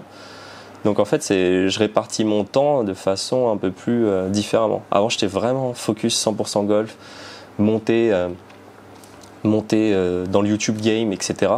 Maintenant, je suis beaucoup moins dans ça. Ouais. Et du coup, justement, j'en viens au sujet où tu as arrêté un peu les... Non, je voulais te demander quelque chose. Ouais. Dans tes vlogs, finalement, en tant que pro, tu jouais pas forcément 0. Ah non. Très loin même. Là, par exemple, la semaine dernière, j'ai posté une vidéo où on joue au golf national avec des potes de promo et j'ai mal joué sur ce jour-là. et je me suis fait attaquer par des haters qui m'ont traité d'imposteur. Toi, comment t'as géré comment parce que vu que j'ai pas l'habitude, ça m'a ça fait un peu mal. Attaqué quand même, ça fait mal. Hein. Ça fait mal, ouais. Même si tu sais que ça te fait pas, t'as pas envie que ça te fasse mal, ça te fait quand même mal de toute manière. C'est ça. Il y a une part de vérité dans ce qu'ils disent, mais parce que en fait, au début de carrière, je me sens un peu au début comme un imposteur. C'est un peu le syndrome de l'imposteur où j'avais fait une vidéo dessus et dans l'idée. En fait, t'es impacté, enfin avec le recul maintenant, je pense que c'est plus ça, c'est que t'es impacté émotionnellement parce qu'en fait, il met beaucoup d'émotionnel dans ton jeu. Ouais. Genre c'est quelque chose qui te tient à cœur ton niveau de jeu encore. Tu vois. Ouais. Là, je pense que début d'enseignement, là, tu sors tout fraîchement du truc, t'as encore l'instinct du joueur. Ouais. Du coup, en fait, ça te fait mal quand on attaque ton instinct de joueur parce que c'est quelque chose qui te touche et qui fait partie de ta valeur et de ta personne. Ouais. Le truc, c'est, si tu veux pas que ça te fasse mal, enfin, ça c'est ma théorie, il faut que tu te détaches émotionnellement de ce que représente ton statut de joueur pour toi. Par exemple, moi, tu vois, maintenant, on pourrait me faire chier sur mon niveau de jeu, ce qui sera probablement le cas si je poste un vlog, parce que là, ça serait horrible, je pense. Mais genre, ça me toucherait plus parce qu'en fait, je n'accorde plus d'importance autant que j'apportais avant de l'importance aux joueurs que j'étais. C'est pas quelque chose, en fait, je m'identifie plus maintenant comme le joueur de golf de ouf qui doit montrer un certain niveau. Parce que en fait, j'y mets plus d'attache émotionnelle à ce statut à cette partie de moi, quoi. Enfin, je sais pas si tu vois un peu ce que je veux dire de cette partie psychologique. Et je pense que pour pouvoir se détacher de ça, il faut que tu sois plus du tout dans l'émotionnel par rapport à ton niveau de jeu. Moi, on m'attaquerait maintenant, en fait, c'est juste que Et comment tu gères les haters quand je pense que en fait, encore une fois, tu vois, c'est vraiment cette question d'attache émotionnelle pour moi. Moi, ça me faisait mal les haters parce que ce que je faisais, c'était très important pour moi. Ouais. YouTube, ça a été super important pour ma carrière. Mon niveau de jeu, ça a été super important pour moi à un certain niveau. Donc pour moi, en fait, j'y mettais, encore une fois, c'est beaucoup d'émotions dans tout ça. Mais maintenant, vu que je suis un peu détaché de tout ça et que ma priorité est devenue ma famille, c'est plus ma priorité en fait, tu vois, le travail, YouTube c'est plus ma priorité, mon niveau de golf c'est plus ma priorité, donc quand c'est plus ta priorité et qu'on t'attaque sur ça, en fait t'es en arrière-plan par rapport à ça, donc en fait je m'en fous maintenant. Tu vois, tu peux me dire que ce que je dis c'est de la merde, en fait je m'en fous, parce que moi dans ma façon de penser, j'ai peut-être 70% de mes pensées qui sont sur mon gamin, sur mes enfants, sur ma famille, donc en fait 30% de mes pensées elles sont sur ça, donc c'est plus mon bébé. YouTube, c'est plus mon bébé, mon niveau de jeu, c'est plus mon bébé. D'accord. Donc je suis vachement détaché émotionnellement par rapport à ça maintenant. Mais ça, c'est un truc qui se fera, je pense, au fur et à mesure du temps. Mais juste de façon concrète, tu supprimes les commentaires, Non, je les laisse. Ou alors, j'adore troller. Je troll. Je suis là, sur TikTok, t'as beaucoup de haters sur TikTok parce que du coup c'est un truc qui est assez viral. Et quand on me demande par exemple, t'es vraiment une merde au golf, je fais ouais carrément, je suis une grosse merde, tu dois être plus fort que moi. Ou quand on me dit combien t'as fait d'essais pour faire ce coup incroyable et tout, c'est fake et tout, je fais j'en ai fait 985. Enfin tu vois, tu trolls quoi. Et j'aime bien troller, mais je comprends que ça puisse te toucher émotionnellement, mais mets du recul par rapport à ce que. En fait, ils t'attaquent pas toi. Ouais. Ils t'attaquent pas toi en vrai. En fait, ils te connaissent pas. Mais du coup, j'ai regardé des vidéos YouTube sur le sujet. Ouais. Et en fait, ils projettent une faiblesse de eux sur toi. Alors ça, bien sûr, c'est le truc, le psychologie de base de comptoir, effectivement, sur le truc, on peut dire oui, les mecs, les haters, c'est des personnes qui sont pas bien. Mais en fait, on s'en fout parce que ça te changera pas ta façon de réagir par rapport aux commentaires. Ouais. On s'en fout de ça. Toi, enfin. Il faut juste que tu te détaches pour moi de ça. Moi, ce qui m'a permis vraiment, c'est de me détacher, de me dire que c'était plus ma priorité. En fait, si c'est plus quelque chose où tu mets de l'émotion, en fait, on s'en fout, on t'attaque dessus. D'accord. Enfin, tu vois, si on attaque j'en sais rien, ta mère que tu aimes ou quoi que ce soit, c'est cool. Mais si on attaque ton voisin que tu connais pas, tu t'en fous. Tu vois, il y a qu'une question d'émotion dans ça, alors qu'on attaque quand même une personne. Et encore une fois, ils t'attaquent pas toi. Ils savent pas qui t'es. Ils attaquent ce que tu représentes sur Internet. Ils attaquent ce que tu représentes sur YouTube, ce que tu représentes sur Instagram. Mais c'est pas vraiment toi. Moi, quand je suis sur YouTube, c'est pas vraiment moi. En fait, c'est vrai que tu joues un rôle. Je joue un rôle. Tu joues un rôle. Même encore plus à l'époque où je faisais des podcasts ou quoi que ce soit, j'étais vraiment en train de jouer un rôle. Donc en fait, il faut juste aussi de se dire que t'es un rôle. T'es pas Adrien, t'es pas le vrai mec que j'ai en face de moi. Là, les gens, ils pourront dire que c'est un prétentieux, c'est un narcissique, c'est quoi que ce soit. En fait, ils me connaissent pas. Tu vois, ils attaquent juste ce qu'ils ont vu pendant peut-être 1h30, j'en sais rien, 2 heures d'interview, mais ils m'attaquent pas ma personne profonde, ils savent pas qui je suis. Ouais. Et c'est pareil pour toi en fait. Les haters, c'est pour ça qu'il faut les gérer de cette façon-là, détacher émotionnellement de ce que tu peux avoir comme commentaire vis-à-vis de ton travail, qui ne te représente pas, qui n'est pas ta vraie personne. Et en plus, ils t'attaquent une partie de toi qui n'est pas toi, qui est juste une représentation d'une image à travers un écran pendant une vidéo de 10 minutes ou 15 minutes parce que tu as vlogué 20 minutes, bref, où ils ont vu Adrien à un instant T où il a foiré. Qu'est-ce que ça fait ? Bah oui, t'as mal joué. Peut-être que ce jour-là, oui, t'étais un imposteur, tu méritais pas ton niveau de jeu.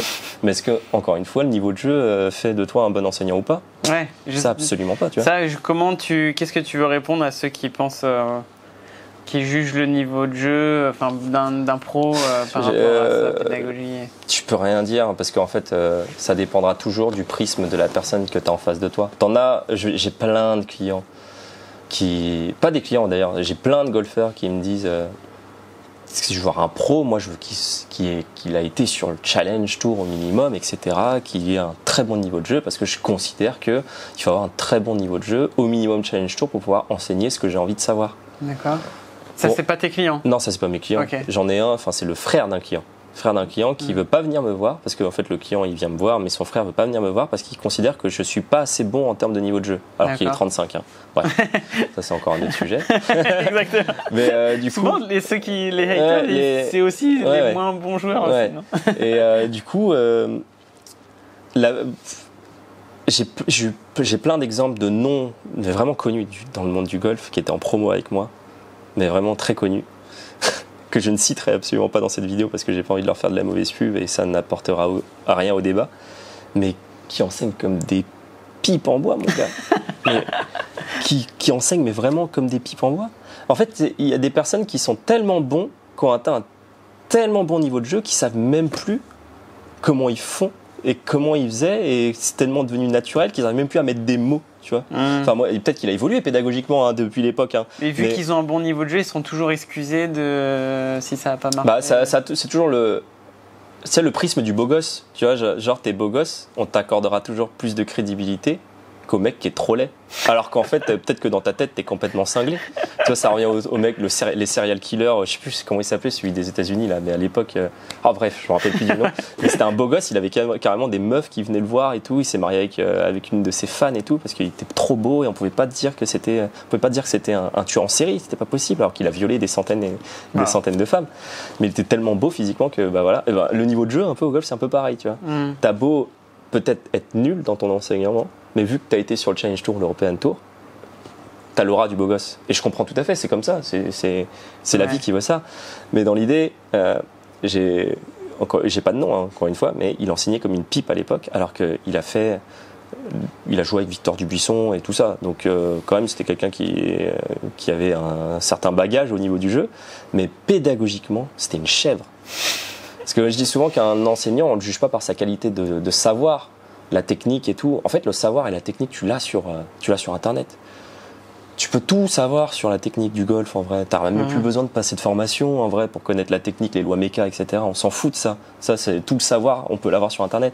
Par contre, la façon de transmettre et de régurgiter à une personne qui pipe rien au golf, à un mec qui est 10, à un mec qui est 25, et quelqu'un qui ne comprend pas, bah là, c'est ta pédagogie qui fait la différence. T'auras beau avoir le plus grand savoir au monde, si tu sais pas le recracher, ça sert à rien. Si t'arrives pas à t'adapter à la personne qui est en face, mais t'en feras rien en fait. Tu feras rien de ton savoir. Ouais. Donc, pour ça, niveau de jeu. Alors bien sûr, on est limité. Ce que je veux dire par là, moi, je suis quand même en accord avec à quel niveau je peux enseigner. Tu me ramènes un mec de l'Abs Tour ou de l'Europe ou du Challenge Tour. Ouais, tu vas rien lui apporter, quoi. Je pense pas. Sincèrement, je pense pas. À part sur Trackman, je mets sur Trackman, on pourra peut-être parler un peu de données, etc. T'as pas Arthur Michaud qui venait te voir ici des fois, non ? Si, il est venu me voir, mais je lui donnais pas de cours. Ouais, je lui donnais pas de conseils. Checker son Trackman. Ouais, on checkait, on regardait un peu. Je lui disais peut-être certaines choses sur certains trucs. Essaye ça, si, ça. Tu vois, c'est juste des essais. Mais en soi, c'est peut-être ça l'enseignement au haut niveau. Hein. Peut-être, essaye ici. Enfin, quand on est joueur de haut niveau, en tout cas, j'ai déjà eu des joueurs de très bon niveau en cours. On parle souvent de sensations. Essaye ça. Fais-le avec cette sensation, niveau main droite, main gauche. fasse comme ci, fasse comme ça, essaie de tenir un peu. T'as des joueurs, c'est quoi ton meilleur joueur que tu vois? Mon meilleur joueur, c'est celui qui va peut-être passer son diplôme d'enseignant. On ne sait pas encore. C'est Damien, c'est l'associé avec qui j'ai monté la structure. D'accord. Ah oui, super. Ouais, il se fait 2 ans qu'il joue au golf. Là, ça fait 2 ans et demi peut-être. Et il passait 7 très rapidement parce que c'était pas très difficile au vu de ses qualités physiques. Donc on a beaucoup bossé. J'aimerais bien qu'on lui fasse passer le diplôme pour qu'il puisse enseigner aussi ici. Ah, sympa. C'est un peu l'objectif. Donc ça va pas être très compliqué, je pense non plus. Ok. Donc meilleur joueur, je peux emmener quelqu'un jusqu'au BP quoi, sans problème ça. Encore une fois, sans problème. Il faut que la personne ait les qualités physique de base pour vous le faire. Ça, je n'emmènerai pas Madame Ghislaine, 70 ans, qui se met au golf, bien sûr. Mais je pense que je peux enseigner jusqu'à BP. Et tu me demandes l'Apps Tour et tout, je dirais que je peux pas. Je suis pas capable. D'accord. En fait, je pourrais peut-être t'apporter des choses techniques, mais me vois pas comme un coach. Je suis pas un coach. Tu vois ce que je veux dire? Je fais pas d'accompagnement sur très long terme, sur une saison ou quoi que ce soit. Ouais, t'es pas un entraîneur. Je suis pas un entraîneur. Ouais, voilà. Je suis pas un entraîneur. J'ai pas le diplôme d'entraîneur. Je suis moniteur de golf, tu vois. Et ça me suffit tout à fait, en fait, pour ce que je veux faire, en tout cas. Et du coup, aujourd'hui, j'aimerais te poser la question. Bah là, si tu devais conseiller un pro qui débute maintenant, qu'est-ce que si toi, tu devais tout recommencer du début et que tu devenais enseignant, qu'est-ce que tu ferais Qu'est-ce que je ferais? Franchement, je pense que je ferais rien de différent. Ouais, tu ferais... Non. En fait, pour moi, je suis passé... En fait, j'avais déjà tout prévu, en fait, tu vois. C'était déjà parti dans cette optique-là de vivre de ça et d'être tranquille et de plus devoir autant travailler pour vivre. Et je pense que le parcours, je l'ai fait comme je voulais. Mais si je devais donner un conseil aux jeunes pro-enseignants, tu vois, ça dépend en fait du profil que tu as en toi. Parce que si on parle d'entrepreneuriat, encore une fois, ça dépend du profil que tu as. Si tu as juste envie d'enseigner le golf, bah franchement, si ton kiff c'est juste d'enseigner parce que tu kiffes vraiment l'enseignement et que c'est un truc qui te fait vraiment vibrer, mec, va chez YouGolf. T'inquiète pas que tu vas kiffer. Tu vas enseigner tous les jours, tu vas bouffer de l'enseignement, tu vas bouffer du monde, du passage. Moi, c'est pas ce qui me fait vibrer. Bien sûr, je kiffe enseigner. J'aime transmettre, mais encore une fois, ça, c'est le multifacette, tu vois, avoir d'autres passions, avoir du temps pour autre chose. Le golf, ce n'est qu'une partie de ma vie. Elle a été une grosse partie, elle est un peu moins aujourd'hui, elle reste une grosse partie parce que c'est mon métier. Mais pour moi, ça dépend du profil que tu as en face. Donc, je peux pas, en fait, tu vois, donner un conseil à l'enseignant qui débute, si on devait parler de business ou quoi que ce soit. Ouais. Ça dépend du profil, en fait. Donc, suis ton instinct, peut-être, ton conseil? Non, pas forcément, parce que les instincts, c'est pas forcément le meilleur truc que tu peux faire. Hein. Tu peux te planter quand même pas mal. Hein. J'ai peut-être un bon instinct et j'ai réussi à avoir un bon instinct de ce côté-là, mais tout le monde n'a pas forcément un très bon instinct aussi de ce côté-là. Donc, j'ai plein de potes qui sont plantés dans l'entrepreneuriat ou quoi que ce soit. Mais l'instinct, c'est quelque chose auquel tu dois suivre et ça dépend du caractère de chacun. Moi, je suis quelqu'un qui a besoin... En fait, je suis pas quelqu'un qui mijote l'idée 50 ans. J'aime pas mijoter et me dire tu le feras un jour. Moi, c'est fais-le, vois comment ça réagit, si ça marche pas, ferme. Pour moi, en fait, tu dois savoir faire plein de choses. Comme je te dis, en fait, j'en ai parlé pendant l'interview, mais c'est ouvrir plein de portes. Tu jettes des hameçons, tu ouvres plein de portes, mais faut savoir les refermer tout de suite aussi. Ouais, plein de projets. Tu vas faire j'ai l'impression de me disperser de partout et de ne pas avancer. Alors ça c'est un peu le syndrome effectivement du mec aussi qui commence à vouloir faire plein de choses mais qui ne sait pas où aller. Reprends la loi, franchement, base-toi sur la loi de Pareto. Qu'est-ce que 20% de tes efforts apportent 80% de tes résultats? Si tu pars de ce principe-là, je peux t'assurer que ça marchera beaucoup mieux. On a tendance à vouloir s'éparpiller un peu partout. Tu vois, aller sur LinkedIn, à faire du TikTok, à faire de l'Instagram, à faire du YouTube, et après à vouloir faire des tunnels de vente, après vouloir créer une formation en prix, après vouloir faire un SaaS, après vouloir faire de l'affiliation. Parmi tout ça, en fait, c'est quoi qui t'apporte de la thune? C'est quoi qui t'apporte du trafic? Okay, c'est quoi qui te ramène à bouffer à la fin du mois? Est-ce que c'est de poster sur LinkedIn? J'en suis pas sûr en tant que prof de golf. Est-ce que c'est de faire de l'affiliation? Peut-être si tu faisais de l'entertainment comme les Toubro. En tant que prof de golf, tu as une valeur. Donc à partir de là, ta valeur, il va falloir que tu la monétises, cette valeur-là. Tu enseignes, c'est une valeur. L'enseignement, c'est une valeur. Donc ça, ta valeur se monétise. Pour moi, un prof de golf, tu vois, si on parle du fait, qu'est-ce que devrait faire un prof de golf, c'est le conseil que je lui donnerais, et qui est entrepreneur aussi un peu dans l'âme, forme-toi encore un peu plus. Déjà, ça serait le premier conseil, parce que quand tu sors t'es pas prêt. Non, parce que quand tu sors de la format, t'es juste nul. Merci. en termes de pédagogie, t'es une chèvre. Parce que je me vois comment j'enseignais à l'époque et maintenant, ça n'a plus rien à voir. Strictement plus rien à voir. Et donc je te dirais, continue à te former dans ton métier, parce qu'en fait, tu connais pas encore ton métier. Un prof qui commence.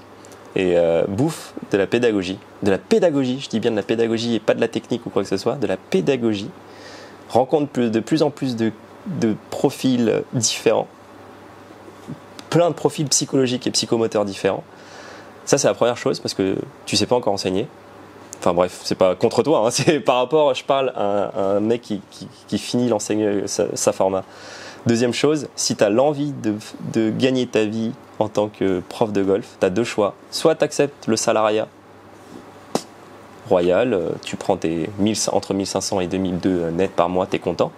Si tu as l'esprit un peu d'entrepreneuriat, il y a toutes les portes qui s'ouvrent à toi. À partir de là, en fait, c'est soit tu monétises ton savoir et ta pédagogie, mais après, il y a tellement d'autres choses à faire. En fait, tu vois, les stages de golf. Tu les fais où, tes stages Moi, je les fais pour le moment à Forges-les-Bains. J'ai le projet de faire des stages aussi à l'étranger. En fait, j'aimerais bien faire, tu vois, des stages un peu private à 3 personnes, 4 avec moi du coup, où on peut aller sur les parcours, mais genre en Nouvelle-Calédonie, des trucs comme ça, des trucs de ouf en fait. Coûter un peu d'argent forcément. Mais tu vois, si on parle de business, encore une fois, il y a beaucoup de choses à parler sur le stage. Tu vois, la plupart des profs, ils font quoi ? Ils font des stages Maroc, 8, 10, 12 personnes, facturés 1500, 1600, 1700 euros. Le pro de golf, dans le tas, il va peut-être prendre, sur 10 personnes, il va peut-être prendre 200 euros, 300 euros, entre 150 et 200 euros par personne, ce qui lui fait une semaine à 2000, 3000 balles. Mais il faut qu'il trouve... plus 500, mais bon. Hein J'entends plutôt 500 quand... Quoi ? Pour 10 personnes ? Non, pas pour 10, pour... genre 8 personnes, je crois. Il prend 500 balles pour 10 personnes. Ah putain. Bah mec, je suis pas prêt, moi. Moi, je suis pas prêt. Hein. Je sais pas pourquoi on fait un stage d'une semaine pour 10 personnes pour 500 balles. Perso, je le fais pas. 500 balles qui reviennent à l'enseignant, pour l'enseignant en dehors de l'hôtel et tout ça. Ouais, bah, je prends pas. Hein. Perso, je fais pas. 500 balles une semaine où tu tapes un groupe de 8 personnes que tu dois enseigner le matin et que tu dois aller sur le parcours et changer de... 500 balles par personne. Ah, par personne. Tu m'as fait peur. Oui. Tu m'as dit au total. Attends, non, par personne. Flipper. 500 balles par personne. Écoute, là, ça devient intéressant, effectivement. Mais moi, c'était plus aux alentours des 150-200 par tête. Après, ça dépend des pros, encore une fois. Hein, je pense, tout simplement, ça dépend des tarifications de chacun. Là, ça devient intéressant à 500. Mais moi, j'ai plus envie de créer des stages private où tu es tout le temps avec les 3 mêmes. Où c'est beaucoup plus cocon, où c'est beaucoup plus tu vois, un truc vraiment plus tu joues tout le temps avec eux pendant une semaine. Bon, forcément ça coûtait un peu plus cher. Là, je pense que au niveau du tarif, tu peux quand même forcément le justifier. Et je pars toujours du principe que c'est plus facile de trouver, tu vois, 3 clients à 2000 balles que 10 clients à 200 balles, 300 balles ou 400 balles, peu importe.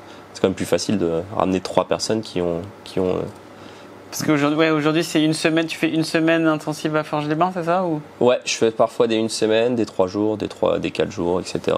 Plus le Trackman. D'accord. Pour faire tout ça, ouais. Vas-y, dis-moi. Et du coup, je sais pas si on peut aborder ce sujet ou pas, mais dans ta vidéo où tu disais combien tu gagnais, tu avais dit que sur le business internet, tu gagnais 2800 euros par mois. Ça a drastiquement baissé. Ça a baissé depuis. Ouais, forcément, parce qu'en fait, c'est ce que je disais aussi. Tes formations étaient. Enfin, c'était le début, c'était le lancement. Exactement, c'est le lancement des formations. Les formations, j'ai dû en vendre pour 40 000 euros à peu près, je pense. Ouais. Maintenant, dans l'idée, ouais, les formations, ça baisse forcément, parce que c'est le lancement qui fait que tu gagnes beaucoup d'argent. La formation se vend toujours. J'ai toujours des bons retours dessus. C'est parce que j'avais réfléchi à la formation pour qu'elle soit pérenne dans le temps, pas qu'elle se dise dans 2 ans, elle ne sert plus à rien. Donc en l'occurrence, elle se vend toujours. Donc elle se vend toujours. Ouais, c'est toujours cool. Au niveau du chiffre, pour te donner un ordre d'idée, ça tourne. Ça dépend des mois en fait. Ouais, c'est compliqué à dire. Est-ce que c'est 100% relié à tes posts YouTube ou non, en fait, je fais un tunnel de vente. Dans l'idée, en fait, si tu veux, YouTube, Instagram, c'est mes canaux d'acquisition. Ouais. Donc c'est là où je récupère le lead du client. Donc je récupère l'adresse mail qui me servira ensuite pour la vente finale. Donc la vente se fait pas du tout sur YouTube. En fait, si tu veux, YouTube et Instagram, c'est un canal d'acquisition qui va me permettre de récupérer de la data. Qui va ensuite, je vais proposer des offres pour les formations, pour des stages, pour les cours de golf, etc. Et tu envoies des mails toutes les semaines ou c'est automatisé? Pas toutes les semaines. Alors c'est automatisé. En fait, je crée des newsletters que je programme et que j'automatise. En fait, je fonctionne par bloc de travail. Tu vois, j'ai 1h30, je fais ci, 1h30, je fais ça, 1h30, je fais ci. C'est pour ça que je te dis que je bosse pas autant que tu pourrais croire en termes de taux horaire. Parce qu'en fait, je travaille par bloc et c'est du deep working pendant 1h30. Il n'y a pas de distraction. Je fais que ça. Focus sur une tâche entre 1h et 1h30. Et tu fais des blocs de boulot en fait. Par exemple, là j'ai un bloc newsletter, séquence mail, répondre, commentaires. Après, tu as un bloc montage, tu as un bloc tournage, tu as un bloc brainstorming sur les idées. D'accord. C'est pour ça que en fait, c'est de l'efficience, quoi. Ouais. Tu vois, c'est qu'une façon de travailler. Pareil, c'est le côté entrepreneuriat où tu as besoin, à partir d'un moment, de rassembler un peu tout ça, d'être un peu plus carré dans ce que tu fais parce qu'il n'y a personne pour te guider, donc tu as intérêt à être un peu plus carré dans ce que tu fais et d'être le plus efficient. C'est toujours optimiser. Tu vois, c'est toujours dans la façon d'être pragmatique et optimiser le truc. Si tu optimises ton temps, encore une fois, c'est toujours la question du temps. Loi de Pareto, question de temps. Moi, je fonctionne toujours en temps. En fait, je fonctionne en temps par rapport à ce que ça va à me rapporter. Tu vois, l'interview, en soi, elle ne va pas me rapporter grand-chose en termes de temps, mais ça me fait plaisir d'échanger avec des nouveaux pros. Chose que j'ai toujours fait depuis le début. Tu vois, j'ai toujours kiffé échanger, toujours cette façon de vouloir partager. Tu vois, avec les Toubros, par exemple, à l'époque, on avait tourné alors qu'ils avaient même pas 100 abonnés, je crois, mais je sentais qu'il y avait un truc à faire et qu'il fallait les lancer et qu'ils allaient forcément faire quelque chose. Ça se sentait de toute façon qu'ils allaient défoncer le game. Je suis super content pour eux. Je leur ai dit récemment, là, franchement, trop bien. Ils ont signé un partenariat et tout. Donc c'est toujours dans cette idée de partage. Donc tu vois, là, ça va pas m'apporter grand-chose, mais c'est cool de partager. Tu vois, en tout cas, pour moi, c'est limite c'est un peu, je sais pas, c'est un peu un achievement, tu vois. Un achievement, exactement, de parler au mec qui m'a permis de prendre le courage de quitter mon job tu vois, on a tous tu vois, un peu des idoles ou quoi que ce soit. Quand j'ai fait l'interview avec Pascal Grisot, pour moi, c'était un achievement, tu vois. J'en ai pleuré à la fin parce que pour moi, j'ai réussi ce que je voulais faire, tu vois. J'ai réussi à la reconnaissance. J'avais besoin de reconnaissance à cette époque. La reconnaissance, maintenant, je l'ai en quelque sorte. Enfin, pour moi, j'ai acquis ce que je voulais. Donc maintenant, c'est bien. Maintenant, il y a d'autres achievements, tu vois. Et ça fonctionne toujours comme ça. Là, tu vois, t'es en quelque sorte ému là de m'interviewer, quoi que ce soit. Dans 5 ans, tu feras, voilà, allez, c'est quoi le next achievement? C'est pour ça qu'on en parlait tout à l'heure en off. T'as toujours, tu vois, t'as besoin toujours de nouveaux objectifs, quoi. Donc là, c'est cool. T'as vécu un achievement, t'inquiète pas. T'en auras plein d'autres. Oh là là. Super. Et bon, je crois qu'en tout cas, je t'ai posé toutes les questions que je voulais. Bon, nickel. Hein. Je sais pas si ça va plaire à l'audience. En tout cas, j'en sais rien. C'était très. Mec, on est parti loin. Je crois qu'on a parlé de trucs. C'était peut-être très égoïste pour moi qui voulais savoir tout ça sur toi, enfin, ton parcours, comment tu t'étais organisé. Pas de souci. Mais ouais, c'était super d'avoir cet échange avec toi, merci beaucoup. Avec grand plaisir, mon gars. Mais faut qu'on fasse un match play aussi. Faut qu'on fasse le match play, on avait dit qu'on le ferait le match play. Faut que je trouve le temps, mais il faudrait que tu bosses 20 heures par semaine. C'est ça. 20 heures par semaine. Ton fils, c'est plus important. Ouais, c'est le plus important. Franchement, c'est le plus important. En plus, j'en parlais avec ma femme récemment. Elle me disait, mais t'es tout le temps dans le boulot et tout, t'étais tout le temps dans le travail. Et elle a remarqué que j'étais un peu moins dans le travail, justement. Ouais. Parce que du coup, j'ai un peu atteint ce que je voulais atteindre, tu vois, cette liberté de donner des cours, faire ci, faire ça, faire un peu ce que je veux. Et de pouvoir consacrer le plus de temps à la famille. Parce que pour moi, c'est pas pour tout le monde pareil, et ça je le conçois, mais pour moi la famille c'est super important parce que j'ai eu une enfance un peu difficile. Enfin bref, j'ai pas eu une famille de ouf. J'ai pas vécu dans le cadre idéal familial, on va dire. Et pour moi c'est important, tu vois, que mon fils vive ce que j'ai pas vécu. Enfin, je pense qu'on est toujours un peu dans ça, vouloir transmettre ce qu'on n'a pas eu, tu vois. Et dans l'idée, moi je veux vraiment que ma famille devienne ma priorité. Donc c'est pour ça que, tu vois, je pense que si on voit l'interview, parce que je sais même pas l'image que je dégage à travers ça, on pourrait croire que le mec, ça y est, tu vois, il a atteint un peu tout ce qu'il voulait faire dans le golf et dans sa vie. C'est faux, j'ai d'autres choses à faire. Mais en tout cas, je m'autorise cette parenthèse actuelle, X temps, je sais pas combien de temps, pour ma famille. Parce que pour moi, tu vois, mon gosse, il a 1 an et demi. C'est super important pour moi. On compte en avoir un deuxième et c'est très important pour moi les premières années de sa vie, quoi. Des choses qu'on soit dans des rails, que tout soit carré, que papa soit là au maximum du temps.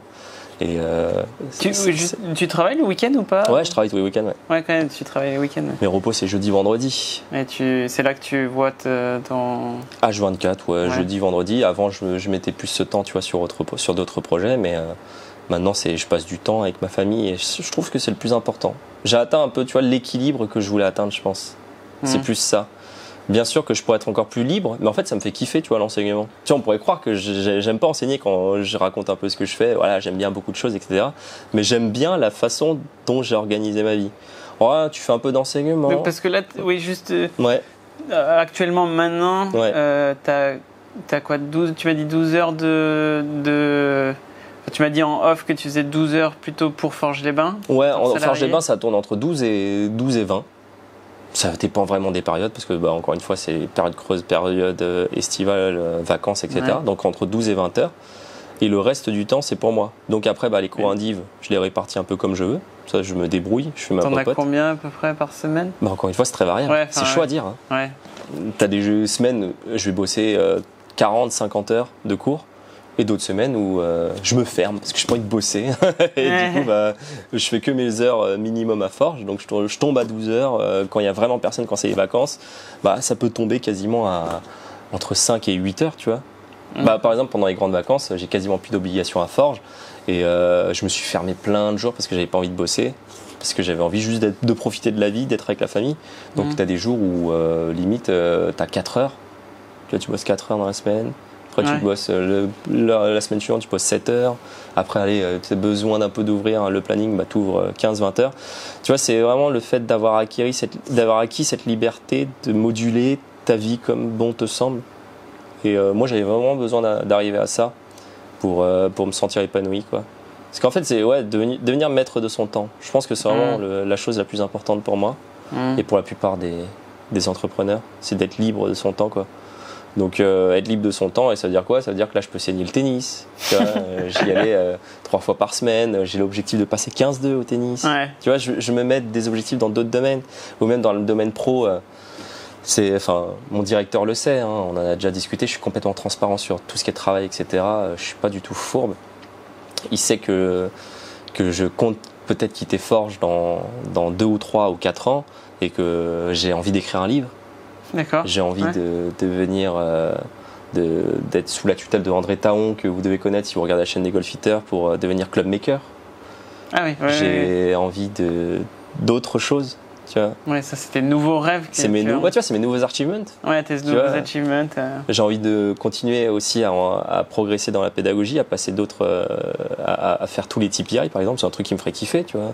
D'avoir tous les diplômes de Trackman University aussi, tu vois, dans la pédagogie, juste avoir toutes ces connaissances supplémentaires, de me former sur les plaques de forge, je les ai pas encore installées. Tu vois, il y a tous ces trucs sur court, moyen, long terme que j'ai envie de réaliser. Et du coup, ça me fait penser à les dernières questions. Ah, mais vas-y, on peut y aller. Hein, moi. Du coup, là, tu vois, toi, ton profil évolue. Ouais. C'est une question un peu plus, pas forcément différente, mais par exemple, je parlais à un jeune de l'école de Golf National pendant ma formation, et il me disait, je préférais le contenu de main avant. Ouais. Et qu'est-ce que tu as envie de... Bon, c'est pas très simple.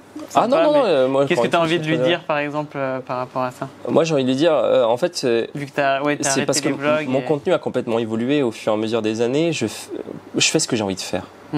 Tu vois, il y a un moment, je kiffais les vlogs, donc les gens me suivaient pour ça. Après, j'ai bifurqué, je suis allé faire autre chose.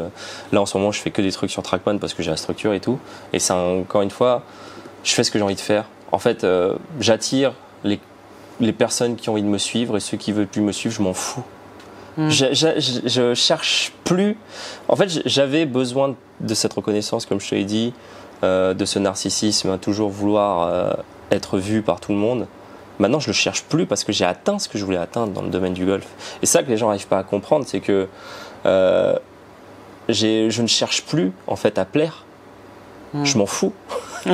J'en ai plus rien à faire en fait de plaire aux gens. Maintenant, c'est juste, je dis ce que j'ai envie de dire. Si t'aimes pas, barre-toi. C'est juste ça. J'ai juste envie d'être moi-même en fait maintenant. Avant, j'étais beaucoup effectivement dans les vlogs, à essayer d'être, à marcher sur des coussins à chaque fois quand je parlais. Mais tu vois, maintenant, j'ai fait des vidéos où je défonçais les marques de golf sur les bullshit de 2022 ou 2023, je sais plus, ou des trucs comme ça. Mais en fait, je dis ce que j'ai envie de dire et si t'es pas content, je m'en fous. En fait, la personne qui apprécie plus mon contenu, je le comprends tout à fait parce que j'ai eu une évolution en fait dans ce que j'ai fait, où j'étais un peu plus dans le politiquement correct à l'époque, où j'essayais d'être un peu plus lisse dans ce que je faisais. Et maintenant, c'est plus, écoute, c'est un peu vrai aussi, c'est que j'ai vu cette chaîne YouTube de plus en plus comme un business. Je l'ai vu plus comme un canal d'acquisition où je devais faire des choses en fait qui me permettraient de pouvoir vivre à côté. Donc à l'époque, les vlogs ne me rapportaient rien. C'est de la YouTube monnaie. Encore une fois, ça tourne à combien de YouTube monnaie à mon niveau? Pour vous donner un ordre d'idée, les meilleurs mois, je tape peut-être des pics à 400 € par mois. C'est pas ça qui va me faire vivre. Donc en fait, c'est pour ça que vous voyez l'explosion des vlogs. Tu vois, il y a eu l'explosion. On avait recensé, pour rigoler, à un moment, je crois qu'on avait recensé plus de 85 vlogueurs en France de golf, quoi. Combien ont survécu? Là, on est en 2023, on est en fin 2023. Combien il y en a maintenant? Ils ont tous arrêté, les amateurs. Eh ben ouais, mon gars, ça rapporte pas de thunes. À partir du moment où il faut être réaliste, tu vois, c'est que du terre à terre et du pragmatique, encore une fois. Pourquoi les amateurs ils font plus de vlogs alors qu'ils étaient 85 après la YouTube Golf 1 et 2? Mais parce que ça leur apporte rien en termes de temps, d'efforts fournis et par rapport à ce que ça leur apporte. Les meilleurs, ils ont quoi, les meilleurs vlogueurs? Ils ont un partenariat avec des balles de récup. Écoute, t'as passé 15 heures à faire ton vlog, à te faire chier sur le parcours. Parce que c'est pas très rigolo de tourner un vlog. On croit que c'est drôle. Hein. Ouais, on croit que c'est... Putain, c'est chiant. Hein. Il n'y a que les vlogueurs qui peuvent comprendre. Après, t'as passé 15, 20 heures, j'en sais rien, ça dépend de ton temps de montage, à monter ta vidéo pour avoir un partenariat avec des balles et un code promo. Mais à un moment, il faut être réaliste. C'est normal que tout le monde arrête, tu vois.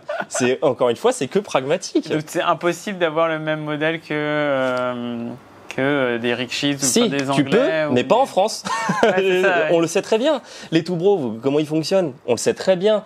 Que leurs rêves, ils l'ont toujours dit depuis le début et ils me l'ont toujours dit en off et je ne sais même pas s'ils l'ont dit en vrai. Enfin bref, parce que je regarde pas le contenu, mais que j'apprécie énormément parce que je l'ai regardé au début. Enfin bref, peu importe. Ils ont toujours dit que c'était devenir le good français. Ouais, ça, non, ils le disent. Ils le disent ? Parfait. Ils veulent devenir les good français. Écoute, ils en sont où après autant d'années? Mec, ils cravachent. Hein. Luc, mon gars, il se défonce pour faire tout ce qu'il fait. Tom, il doit s'occuper, je sais pas, encore une fois, je les connais, je sais pas comment ils fonctionnent, mais il doit s'occuper des partenariats, de trouver le financement, de trouver tout ça. Mec, Luc, il doit passer des 70 heures, 80 heures par semaine, à mon avis, hein, en termes de montage, de déplacement, etc. Facile. Je parle de déplacement, de tout. Hein. Tout compris. Il disait qu'il avait une journée dédiée au montage et il faisait toute cette journée-là. Ouais, toute cette journée-là. Mais après t'as tout le démarchage commercial à côté. Ça, c'est Tom qui s'en charge. Tu vois, c'est Tom qui s'en charge. Après, t'as tous les déplacements à faire. Après, tu dois faire tous les plans, etc. Imaginer, parce que tu travailles. En fait, quand on est créateur de contenu, tu travailles sans travailler. Tu vois, là, quand tu vas sortir, tu es dans ta voiture, tu es en train de penser à ce que tu vas créer. Je pensais aux questions que j'allais te poser. Voilà, tu vois, tu travailles. En fait, quand tu fais, il y a plein de temps de travail qu'on calcule pas, mais les tout bros, ils se défoncent. Et moi, je suis pas prêt à me défoncer autant dans le monde du golf parce que je sais que c'est pas possible, en fait. Tu peux pas. C'est les seuls en France à vivre de ça. Et encore, Tom, il est encore obligé de travailler. Je sais pas maintenant s'il travaille encore d'ailleurs. Non, il travaille encore. Il travaille encore. Tu vois, ils n'ont pas encore réussi à dégager assez de revenus pour vivre de YouTube, alors que Luc, mec, c'est un acharné du travail. Les deux, c'est des acharnés. Et ils bossent tout le temps du contenu. Franchement, ils ont des interactions de ouf sur Insta et YouTube. Hein. Et c'est ouf. Putain, ils sont 12 000 abonnés. Alors, c'est énorme à l'échelle du golf, mais à l'échelle de YouTube, on est rikiki. J'ai 17 000, je crois, ou 17 500. Mec, je suis un micro, quoi. Je suis un microbe. Et les tout bros, c'est pareil. Alors que, putain, mais ils font un taf de dingue. C'est juste que le marché n'est pas on n'a pas la capacité au niveau de la France. Et les vlogueurs, ils sont où? Bah, tu vois, on en revient à ça. Tous les vlogueurs français amateurs là, qui golf, ils sont où? Il n'y en a plus. Donc le golf, il a arrêté récemment. Parce que bon, il s'est rendu compte que merde, c'était peut-être l'un des meilleurs golfeurs vlogueurs amateurs. Ah bah oui, hein. Je consacre tout mon temps libre alors que je pourrais le mettre ailleurs pour que ça me rapporte que dalle. Et en plus, ça me fait chier de monter. Mec, c'est totalement compréhensible. Donc à partir de là, ouais, tu peux pas. C'est pas possible. Tu vois, je sais même plus où on en était à la base, encore une fois. Mais tu peux pas. En fait, je pense même plus à l'interview là. Je te partage juste le truc. Je te partage plus le truc comme ça. Et là, tes ventes de trucs, ça marche ou pas? Non, pas plus que ça, parce qu'en fait, je ne promouvois rien. C'est les ventes de capuchons, de casquettes et tout. Tu pourras filmer après pour que les gens y voient la caméra, mais ouais, je vends des capuchons, c'est des produits dérivés, j'en vends quelques-uns, mais c'est un truc en plus. Tu vois, pas de promotion, pas de newsletter, rien. C'est juste quand les gens viennent, des Bridgestone, parce qu'on vend des Bridgestone à la boxe, et de la vente additionnelle, quoi. Quand les gens vont, parce que ça, c'est le genre de balles que tu trouves pas ailleurs. Les gants non plus, c'est des gants d'AU d'ailleurs, très bonne qualité, du Cabretta, je vous recommande. Ouais, super sympa. C'est pas mal du tout. J'avais fait un vlog où je le recommandais justement. Ouais, ils sont vraiment pas mal. Et bref, tu vois, on en revient à vivre. Mais voilà, en tout cas. Bon, ça fait quand même pas mal, là, je pense, d'interviews. Ouais, t'inquiète. Mais c'était incroyable de ne pas pouvoir parler de tout ça avec toi. Je ne l'ai pas dit en début d'interview, mais ouais. Je pense que c'est plus un contenu à écouter dans sa voiture. Ah ouais, c'est plus un podcast. C'est plus un podcast qu'autre. Mais mais merci. Pas de soucis. Merci pour ton temps. Avec grand plaisir. C'est une valeur très importante. Pour moi, ouais. C'est clair. Et c'était incroyable. Enfin, j'ai adoré passer ce temps avec toi. Bon, c'est top. Moi aussi, c'était un kiff.